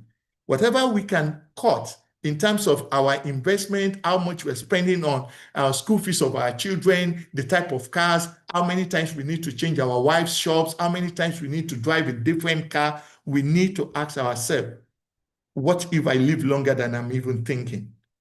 Do I have enough? So to do that, I come with 4 pillars of retirement. I talk about financial investment, which build on the savings and investment I talked about earlier. I talk about the need for human capital as well. Skills and knowledge is the most relevant thing. So we have to be very adaptable. We remain agile and we remain a student of life, continue to learn. It is very key. Then social capital, networking is key. I'll be very honest with you. For a very long time, I cut off a lot of friends for a long time, trying to concentrate on my family. As my children grow, and as some of them leave university and now doing their own thing, the reality sets in that they are leaving home very soon. And when I look at my wife, I see somebody who is also going to be doing Omugo, before you say Jack Robinson, going to help the children. And then I'm going to be left at home with one Carol who is an housemaid. And then I will be called from Canada. Oh, have you eaten? As Carol prepare your rice. Then the reality struck me that I need those networks. So one of the things I have started doing in the last 2 years is connecting back to members of my alumni from secondary school to the university. In fact, this last Eid, I was in Nigeria, and I make sure that all those we live in the same hostel where I was when I was an undergraduate, I've not seen in over 30 years. I make sure that I was the one that hosts them. I've not seen most of those guys since we left university. So we've since continued to build network. So for the seniors in the house, please, networking is key. It is very difficult to leave this world alone. Build relationship. And finally, we must not forget our health is key. Pay attention to it. It can never be too much. And we need to be very intentional about our well-being. We need to be very intentional. Personally, I have what I do. I call it personal MOT. My family knows. Every year, I do what I call personal MOT. I will do a complete test, every form of test, blood, sugar, everything. I'll do it. And what I do is, even though I live abroad, I do not just rely on what they give me here, because I believe that I'm just another statistic to any doctor. When he's with me in the ward, he treats me like I'm the only customer. But the moment he step out, he has forgotten about me. So I will not leave my life in the hand of any medical expert. So whenever I get my result, whether in the UK, whether in Nigeria, whether in Qatar or UAE, when I get it, I also come to Nigeria. I do exactly the same test so I can check notes. It is very important we pay attention to our physical and mental health. We don't need to wait until anything is wrong with us, because the last thing we want is to be somebody who have just one prayer. Somebody with just one prayer is somebody who is sick. The only thing on his lips will be getting well. Somebody with only one prayer is somebody who is jailed. The only thing that person will be thinking of will be freedom. May we not be among those who have just one prayer. And for those who are in that situation, may the Lord grant them the necessary freedom and well-being they deserve. Final lesson, we need to build legacy, not just wealth.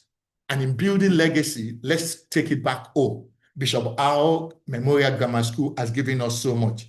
For those of us who are senior citizens, can we please begin to think of mentoring the younger ones? Let's mentor them. Let's signpost them. One of the things I think this great association can do is organizing talks in that particular school. And when you want to organize talks like career talk, for example, that is not going to cost us anything, because I'm sure among the very brilliant elites that we have from this particular school, we have doctors, we have lawyers, we have from different walks of life. Let them come before those children are going to decide on the subject they want to pick for their UTME, before they write their SSC exam, so that we can guide them towards either science, commercial art, and what courses they can do. That is very important. Let us try to see what we can do in that regard. Let us also look at some of our mates, some of those who are finished, who are upcoming, but then they are junior to us. How can we mentor them? Along what line can we? So that our WhatsApp group will not just be one to throw banters and just to share jokes. Let's also support education. I've talked briefly about that. Let's create opportunity for one another. Look, if you look at it, I went to Government College Victoria Island. One of my advocacy in our alumni group is that let everybody, we designed a form and then we asked every member to complete that form. Let us know your profession. It is not all of us that left that secondary school that went to the university. Some stopped there for different reasons. Some of them are plumbers. Some of them are into carpentry. Some of them are into construction. And all of us, we all have one work or the other we do in our various homes. Why do I need to call another plumber if I can get one from my cycle? That is creating opportunity. It is not until we give them big contracts. I also know that sometimes people take us for granted. I am aware of the fact that people do take this for granted. I am aware of how we could be exploited. I can give a personal example. I commissioned one of our members like that, who told me he's into flooring and tiling and all of that, to help me look at a project of mine. And by the time this guy gave me a quote, he told me that the size of what I've given him is ×2 what I know it is. Thankfully, I've got a second opinion before him. And then I had to challenge him that, why are you telling me this place is 934 square meters? It's only 413. He said, oh, you know, the way we measure this thing is different from another. I said, a primary school child can do a simple measurement. Don't preach to the converted. You can't know my site more than me. I have the measurement. And then he said, okay, I will come up with, and he now come up with this 413 code as against 934, which he gave me. That is a former colleague who I want to give opportunity. So the point I am making is that I am not claiming I do not know this exists. I'm just saying that let's create that opportunity. But when we do, we should not go to bed with our two eyes closed. We still need to do our due diligence. And when I was going to give the work, I make sure that I talk to the executive of the association, and I told them they will have to be the guarantor. Otherwise, I'm not giving it. So I'm saying that the alumni association, the executive, can look into things like this to help members, because handout is not going to be enough. Giving people 500,000, 200,000 is not enough. Even giving them money is one of the things I am not in support of. If you want to empower people, don't give them money. Look at what they want to do. Put the money into that thing. Because trust me, give them money, you don't know how much indebtedness that they already have. And that money can just vanish. And the next thing you will see is they no longer participate in the alumni association. And that's not what we want. We want to increase, we want to multiply. Again, let's share knowledge. Let's also see what we can do to develop our larger community. To the younger alumni, please, I want to say that the challenges are enormous. They are daunting. Our parents face military rule. They face structural adjustment program. They face all kinds of inflation. Today, we have a kind of disruption within the ecosystem. Technology has made it very difficult for anybody to go to bed with two eyes closed. So let's think of what we can do because of the unprecedented challenges that we have, and also the unprecedented opportunities that are all over us. Let us see what we can do in this regard. Let's see what kind of future we can also build. Let's stop making excuses.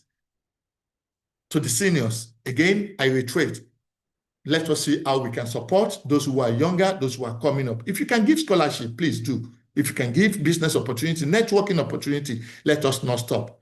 As I close, I want to say that here is what I call my 5 survival commandments within our system today. Let's build people as we build wealth. Because wealth without people is nothing, because we are leaving this world at some point. Let's continue to invest multiple stream of income. It saves us better than having just one. Because if anything happened to that one we rely on, we never can tell what happened next. Let's live below our means. Please avoid inflation lifestyle, please. And then never stop learning. Finally, from survival to significance, let us remember success is winning, but significance is in helping others. It's in building one another, which is why we have this alumni association. Remember, a fingerprint on creation is key. Success, we always leave that fingerprint at any point in time. Why significance leave a footprint on our soul? I want to thank you very much for the opportunity to share my thoughts with you. And let's remember, our goal is not merely to survive, but to adapt, to grow, to prosper, and to leave legacy. I pray that the Lord continue to be with us as an association, and may Bishop R. Memorial Grammar School continue to strive stronger and become one to reckon with in the country. God bless the Federal Republic of Nigeria. Thank you very much.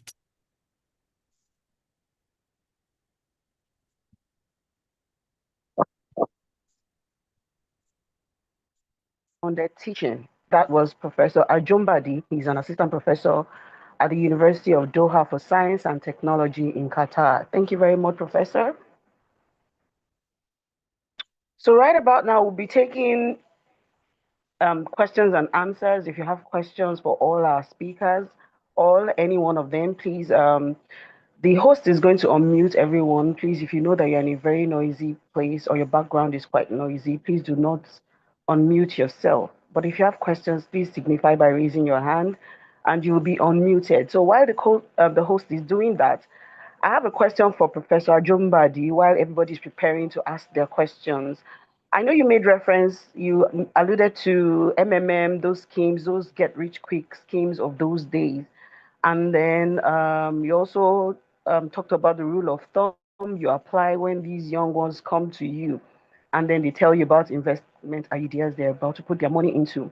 So I'm assuming that you're a very, very busy man, and I'm trying to imagine hundreds of us coming to you and to say, Professor, there's this idea, and you don't have the time. So how should young entrepreneurs validate business ideas before investing significant capital? So you're not there to be able to walk me through, but yeah, give us ideas of how we can validate these, business supposed investments, so that we don't fall into a pit with our capital. Thank you. Thank you very much. That's a fantastic question. Thank you very much. I have to say that yes, I am busy, but I'll be honest, I am never too busy for people who are trying to grow. I am never too busy for those who are trying to grow. It is one thing that I do that makes me to be able to go to bed with my two eyes closed on a daily basis. And I enjoy it. But you are right, not everybody will also say that. Now, the truth of the matter is that there are quite a lot of means to validate some of these things. And I will cite one or two examples. Today, before, if you want to write a business plan, to write a business plan can take you a week or more to write. Today, with proper prompt, ChatGPT will do it for you in minutes. Now, you can then begin to fine-tune it to suit the purpose for which you want or to meet the economic realities of your environment. That's one. The second thing is there are quite a lot of YouTube videos that we can also watch and learn from. However, in the practical sense, madam, let's say, for example, you want to go into a restaurant business. I'm not going to suggest that you start one without you understudying somebody. Pretend, go and work with somebody. Go and work there. If I want to open a restaurant business today, I will submit myself not only to be a waiter, I will also submit myself to working in the kitchen because I need to have clear understanding of what are their various sources of supply. What are the kind of disappointment that comes with it? What is it that the customers are actually looking for? That has always been my advice to people. Do not put your hand in that business without understanding somebody and being practically involved. That helps a lot and it saves businesses. Now, don't do it because others are doing it. Do it because you also know this is what I want to do and I have a better understanding of it. Thank you, ma'am.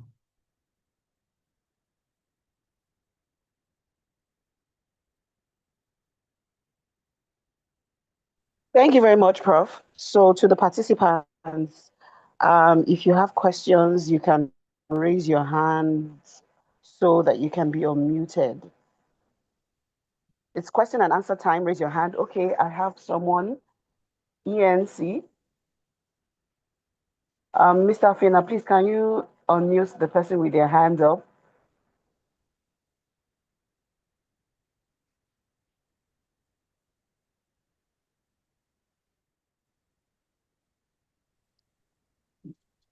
Done. For Eno, I've done. Good afternoon. Good afternoon, madam. Good afternoon, Prof. Thank you for the learning. It's been very insightful. So I have a question more to the, I don't know if I can ask my question to the person that took us on, that's engineer Akim Ajonbadi, on the software solutions we have, because this is a big problem, being able to trail or keep records so that we can evaluate the business. So in my experience with working with a private company, the interest was there, or to the suggestion was there, but the cost.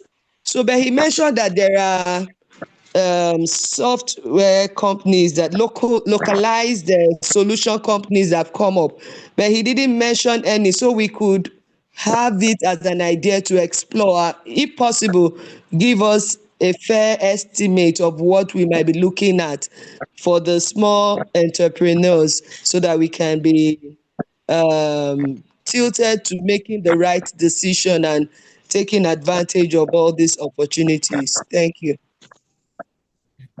Thank you very much. I think that question is for Mr. Aweda. Yeah. Mr. Aweda. Yes. Thank you, Prof. I'm guessing. Okay, yeah. So the question is for me. Thank you so much. So there are a couple of companies in Nigeria. We have a couple of them. PayVantage Cloud is an example. So they are local cloud platform that one could actually leverage on. And we have other companies like in South Africa, we have Terraco, but I'm pretty sure of PayVantage, PayVeantage. VEANTAGE.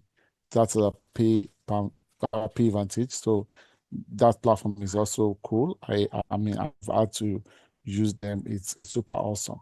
Then for other tools, like if you want to use audit platform, audit system, for you to be able to audit your businesses or do some basic accounting. There are quite lots of other useful tools, but I came across one recently that I had to try. It's a free open source mobile app that enables startup business people to actually log in their sales. They also log in their customers' details. They can calculate their profit and all of that. I'm trying to remember the name. It's on Apple Store.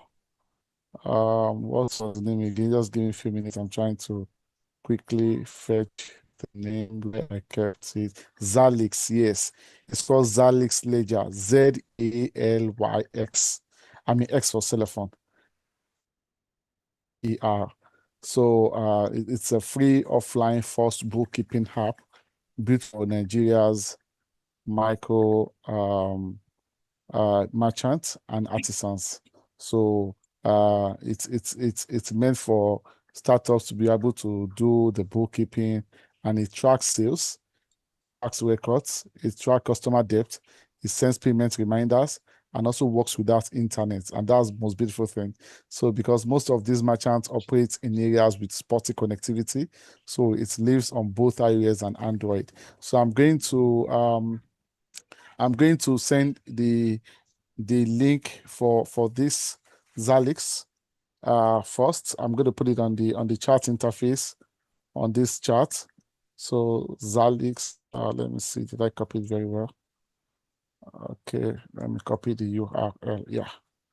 So I'll put it on the chat interface for everyone to see. It's a fantastic tool. And when I'm in the open source, why is it not copying? Control C, okay. So when I'm in open source, you are not paying for it. It was built by a developer in Microsoft in Nigeria.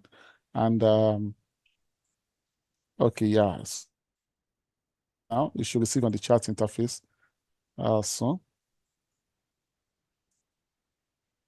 Okay, you have sent Zalix. Then the second one is the first one I talked about was the PayVantage Cloud, platform. So I'll send the URL shortly. Yeah, cloudvantage.com.ng. So I'm sending that as well. So the CloudVantage, you can actually host your, complex cloud architecture on it. That is, if you want to start building your own solution. But if you want to leverage on simple solutions that you don't need to pay, is open source, that others have built, you can use this Zalix.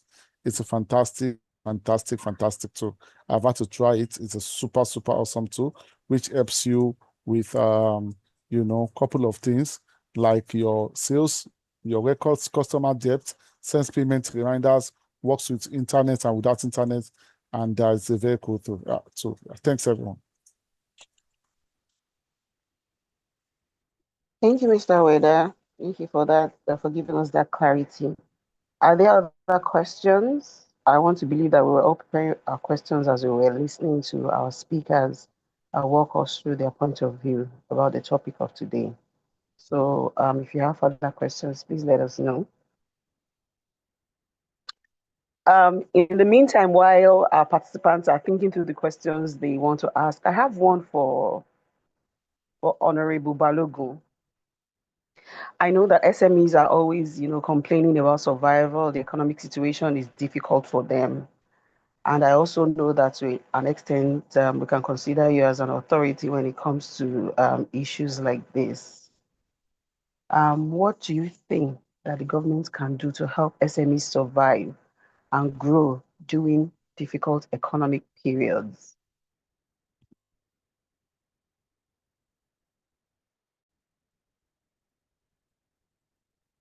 Sorry, is Honorable Balogun still in the house?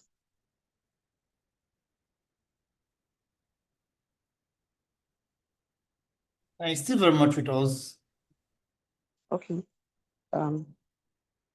So wait for him to answer the question then. Please, participants, bring in your questions. You can type if you are too shy to speak, and we'll read out your questions.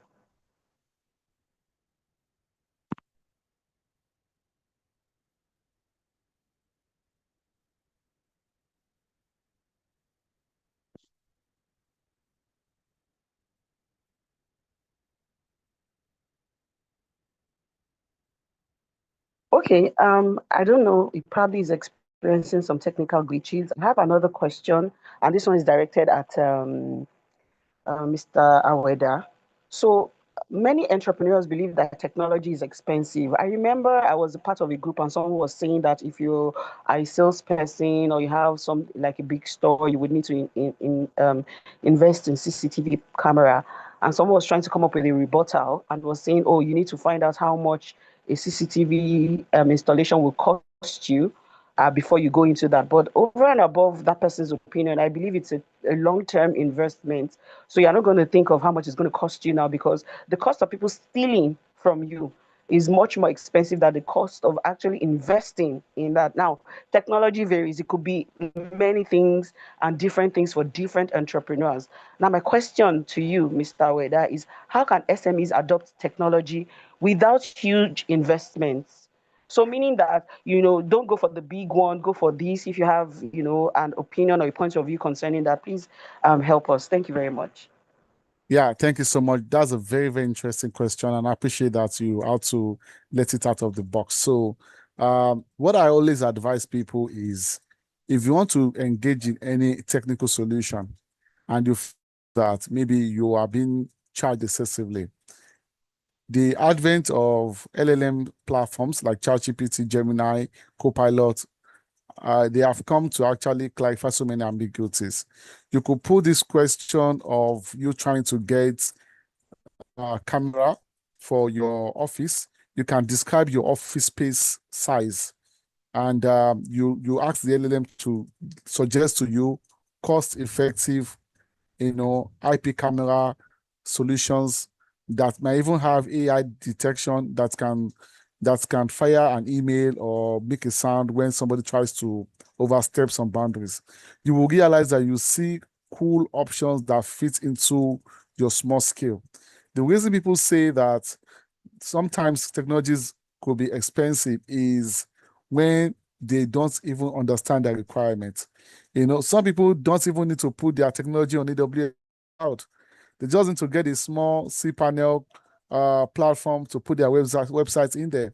But because they don't have that genuine and correct information, they might have information, but they might not have the information that suits their requirements. So ChatGPT or Gemini can direct you correctly and suggest a smart way to provide solutions to you when you give it a prompt that describes your requirement.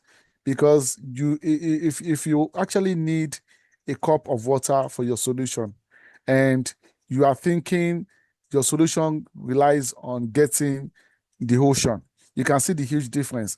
You'll be paying more for something that you don't need. So you can get second opinion or clarity or conversational interaction with ChatGPT or Gemini or Copilot to understand your core requirements.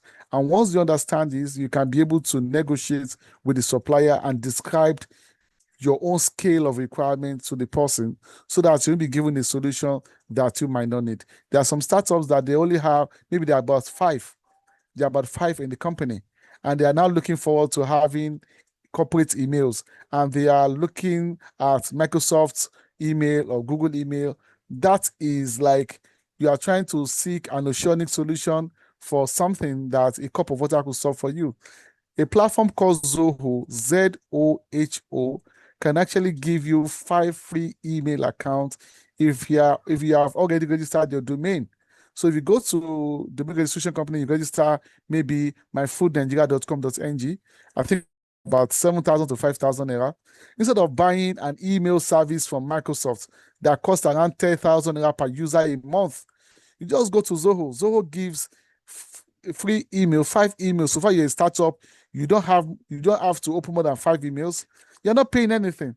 You can see the differences between these requirements. So you might not really know that Zoho does exist, but if you have this conversation with ChatGPT, especially Gemini, because I use Gemini for real-time internet-driven information because it connects to the Google search engine directly. So it searches the online for me and looks for a solution that matches my skill. And I can even look for open source. I mentioned this. Open source is OpenSource. These are softwares that are legitimate softwares, but you are not paying for them. So if you ask ChatGPT or Gemini to suggest a better and cheaper solutions to you, you have an idea. There are a lot of opportunities out there that you don't have to pay for, or some you don't have to necessarily break the bank for. So for IP cameras, you can even see some cameras. I investigated some recently. You can see cameras of 40,000, 45,000 that fit into that small scale requirement. So I believe when you have these conversations with LLM to screen the internet, to scan the internet for adequate information based on the requirement that fits your startup, then you'll be able to, have a competitive pricing. Thanks.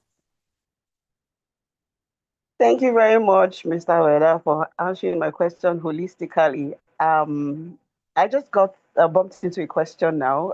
It made me giggle a bit. I don't know how you're going to react. And I don't think this question is actually directed at anyone, but anyone can answer this question. So this person is called Oluwafemi Adewale Ogunkoya. So he says, how can I become a billionaire in 6 months as an SME in Nigeria? Tell us the practical steps.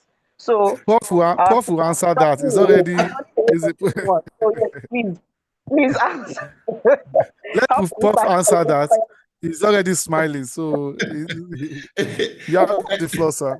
Anyway, thank you, sir. Before I answer, I just want to say that the question that was directed at Mr. Balogun.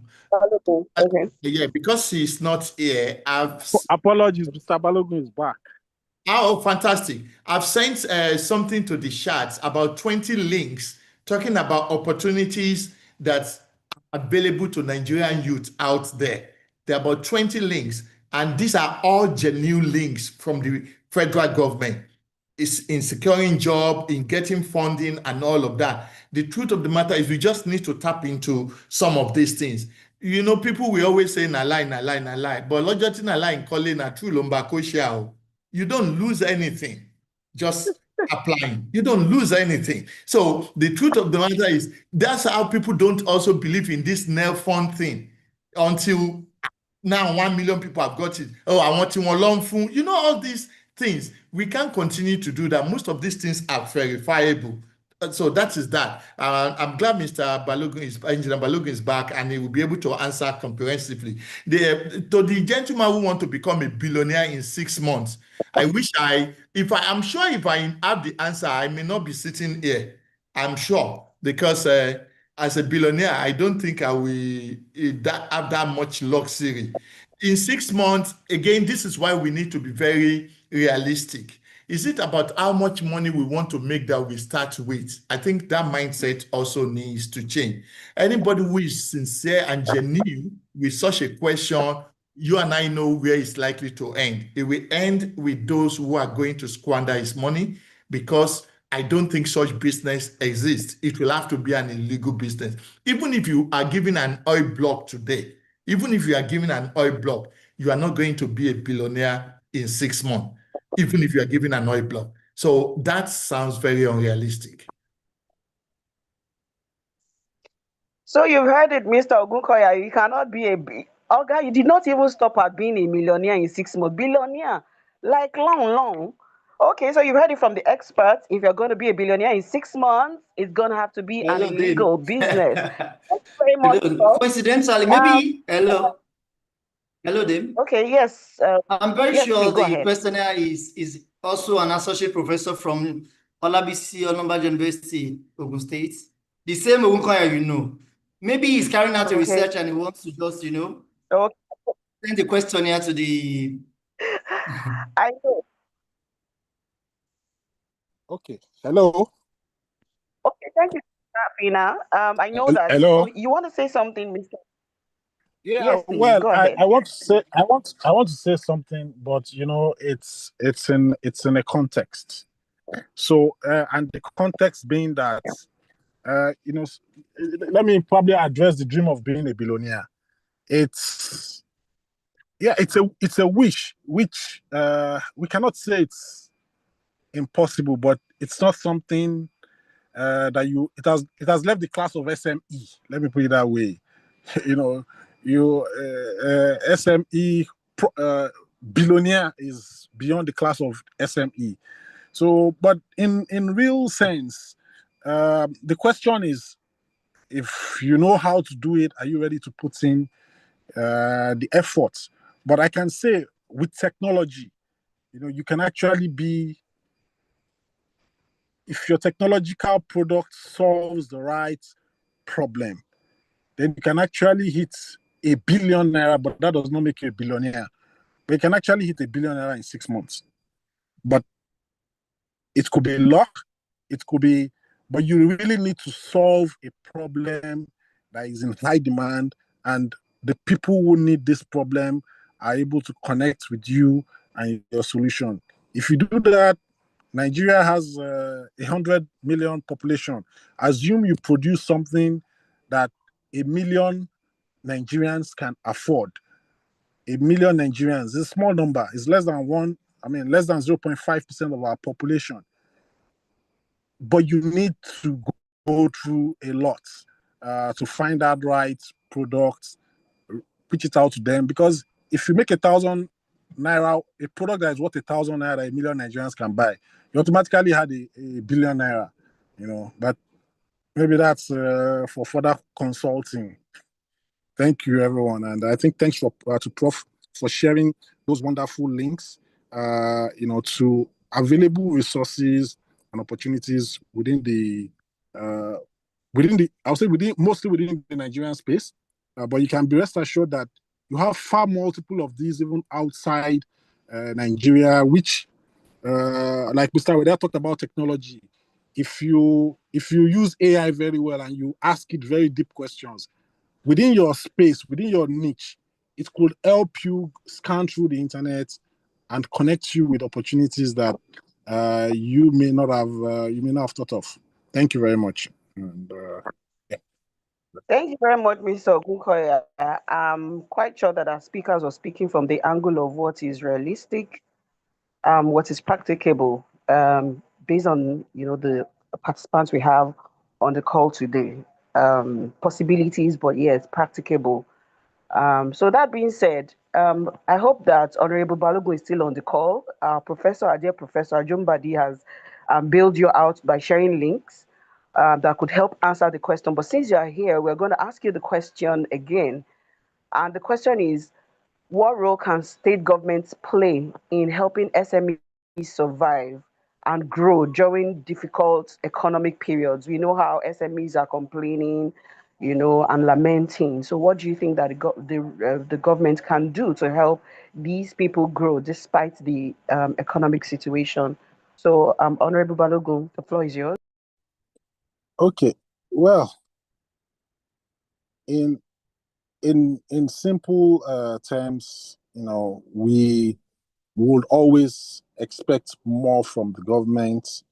However, we have to define the scope. Are we talking of the local governments? Yes, local governments can do things. For example, local government can set up. Today, the topic is about technology. So, one major challenge for people who want to do tech jobs, for example, is even though there is high internet penetration in Nigeria, but it's still very, very low compared to advanced countries. And where it is available, it's probably maybe slow and may not meet up. So you could have maybe tech hubs.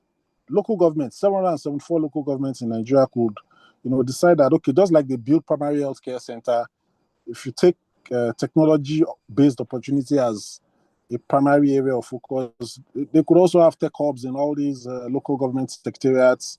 It could be, a room just enough to take 50 people, well powered with internet access, video conferencing facilities. so that's, I'll say Nigerian tech executives, whether youth or adults, could go there, make use of a shared space at affordable cost, and project themselves to the world at a lower cost. Since we're talking of lowering cost for SME, so I don't want to speak too much because otherwise I'll be delving into deep policy issues. But I think such an initiative, should be able to help a lot of SMEs across Nigeria, across the rural and urban areas, to get access to technology at a lower cost. Thank you.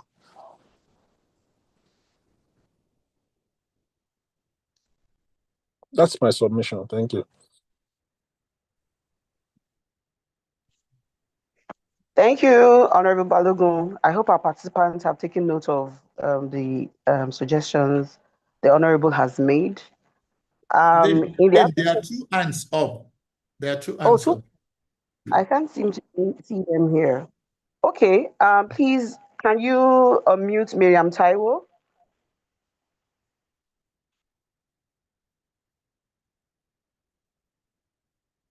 Okay, Miriam, once you're unmuted, you can go ahead with your question.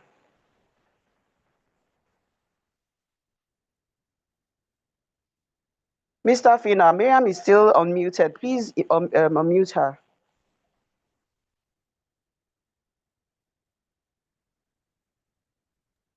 Sorry, I'm struggling to see Miriam Taiwo here.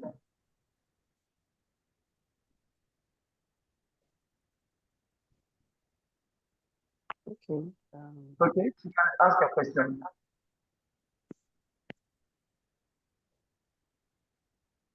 Have you seen Hannah? Can you see her?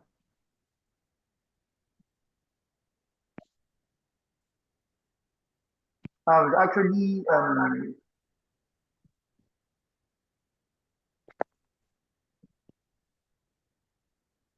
I'm unmuted.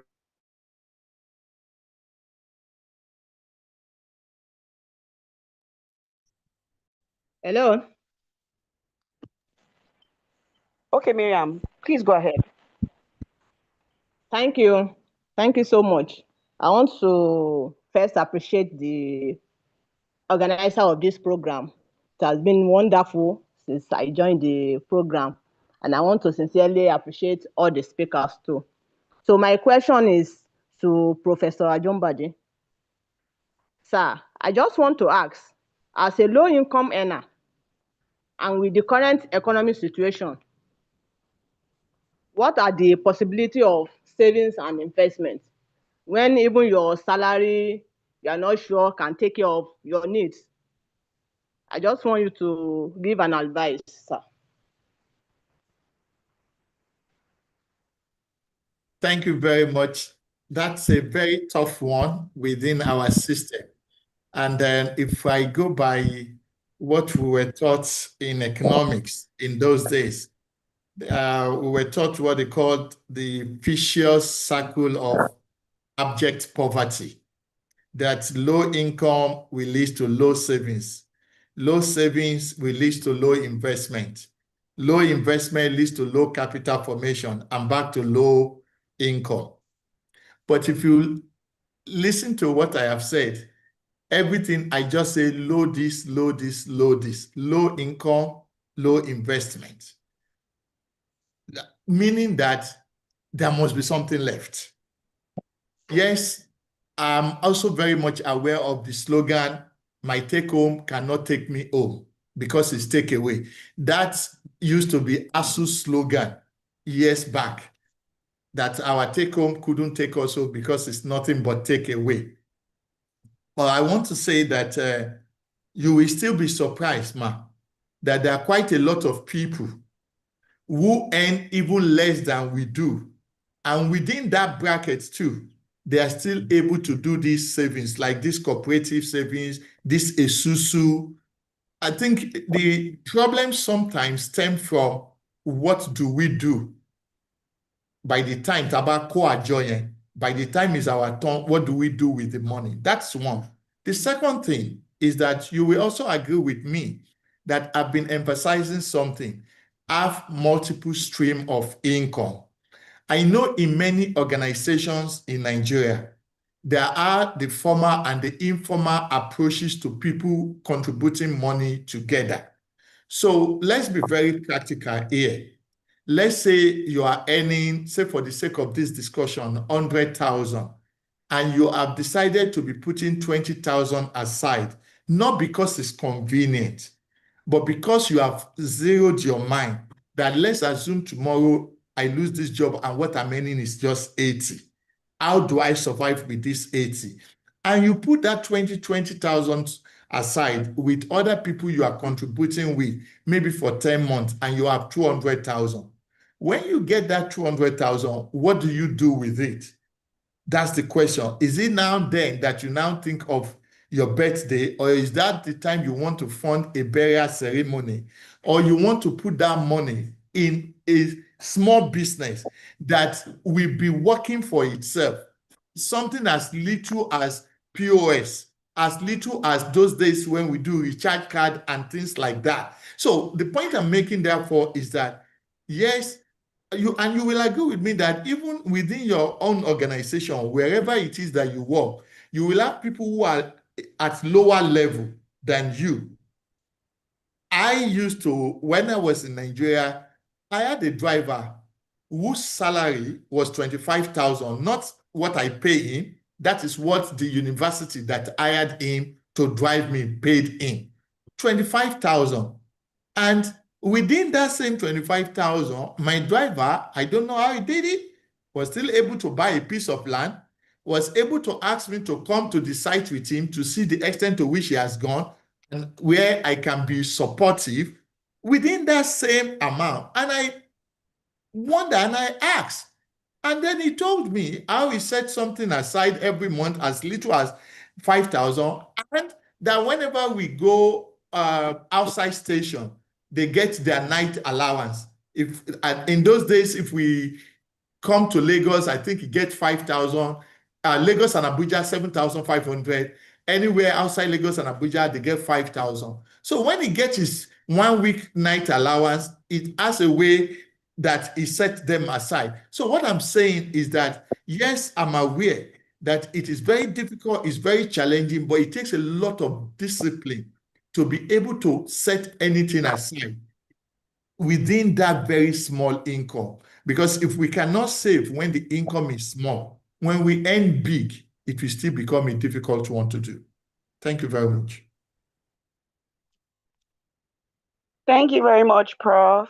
Thank you to everyone that asked questions. I hope you got value your time or the time that you spent here with us. So we're going to move to the next. Oh, I would like to say thank you to our speakers actually, because they did very well with their time. That's actually very rare when you're hosting a program like this. So thank you. I appreciate you all. So we'll be moving on to the goodwill message, and this will be taken by Mr. Dele Dokbemo. Mr. Dele Dokbemo, the floor is yours.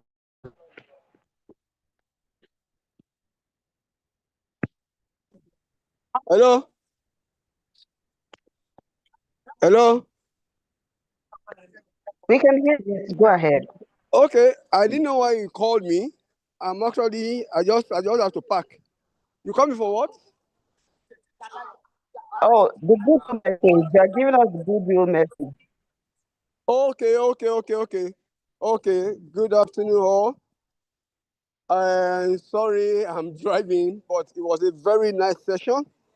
I may not be able to call the names properly, but I know there was a prof. I know there was one Balogun, and I know there was one Aweda.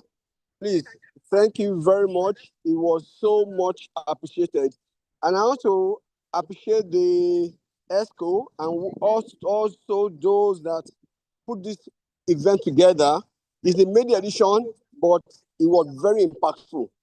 One thing that people always say is that first impression matters a lot. And I think that we should be able to have this on a continuous basis. It should just be a part of maybe a quarterly basis. If I say a monthly basis, it might be too much, but at least a quarterly basis. And personally, I benefited because we are among those that are planning for retirement. I mean, when you're in your 50s, you are thinking of your retirement. and it was a lot of things. I wish that I knew some of this, like Prof said, when we were much more younger, that we have to do some things. But thank God, like the person that spoke on tech, I think that were there, that spoke that it's never too late for us to pick up some things, as it were. So, and I think that every one of us has benefited. Even the supposed billionaire among us understands that you have to put on a lot of things to do. So thank you very much, and I appreciate every one of us. The lady or the cursor that is moderating, very, very good work done. I'm very proud to be. In fact, sometimes I will look at it that so we have all these talents among the Orwellians. So I want to assume, I don't know, I did not read through the profile of everybody, but I want to believe that even among the Orwellians, we have people of skills like the people that spoke to us. That is if they are not Orwellians. But I know Prof is not Orwellians because I keep on calling the Bishop Wells. But the other two, I don't know if they're Orwellians as well. But if we don't, I want us to look within ourselves too. And this is part of giving back to society. It's not only building schools, it's not only building bungalow, building water pumps. Giving back to the school is part of this thing as well. So thank you very much, President. I appreciate this. Shama POT, I appreciate you a lot for giving us this platform as well. And everyone that have taken time to be on this. Please, like I said, it will be appreciated if you can have the recordings or those sites that were posted on the chat, because some of us were driving, we cannot log into chat. So thank you very much, and I appreciate. God bless you. Thank you very much, Mr. Dele Dokwemo. So I'm going to be handing over the reins to Mr. Afina for the closing remark and the vote of thanks. But before I hand over to him, I'm sure he's tired of hearing my voice already. So I'm just going to say thank you. I'm just going to give my own vote of thanks to our speaker today, to Honorable Balogun, to our very own Professor Ajombadi, and Mr. Yusuf Aweda. Thank you very much, our esteemed speakers, for your thought-provoking contributions and willingness to share your knowledge and experiences. I have learned a whole lot today. Your insights have inspired, informed, and equipped our participants. I'm very, very sure of that.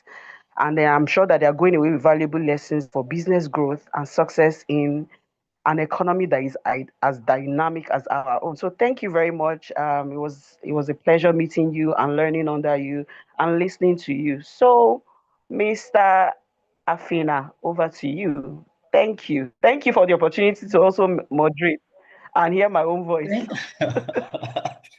Thank you, Dame. It's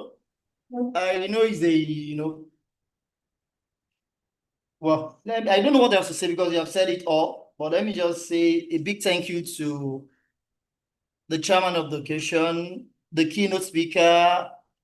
I had somebody saying something about Richard Card. When I started the business back then as undergraduate, my wholesale seller happens to be Honorable Said Balogun. Yes, I was actually buying from him when I was, yes, because he's a business person to the core too. I don't know if you remember. Then, from there, I want to say a big thank you to him. He has always been there for us, despite the fact that he's extremely busy. Let me use that word. But he's always there. Whenever we call him in, he would. Yeah. Then I want to say a big thank you to my mom, who happens to be my lecturer during undergraduate and happens to be my mentor till date. Associate Professor Abdul Hakim Adini Ajumbadi. In fact, one of the people I normally just, it's like I just pick him like, whenever we need him, and he has always been there too. I can't start counting programs he has, coordinated and inspired us. He keeps inspiring us.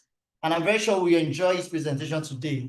He's a man of fact. He's a man of fact. When he speaks with, fact and figure. Thank you very much for all you are doing. And we are actually proud of you. Seeing you as one of our mentors gladdens our hearts. And to my own good brother, Aweda, Yusuf Aweda, I don't know where to start from, but thank you also for always being there for us. So thank you so much. We appreciate everybody. Then our BOT chairman, That's the biggest annoying. There has always been a backbone to the Alumni Association. I remember the day I was elected, he was worried that we'll be able to hold on to these, the legacy of Owells. I want to believe he's not disappointed in what we have done.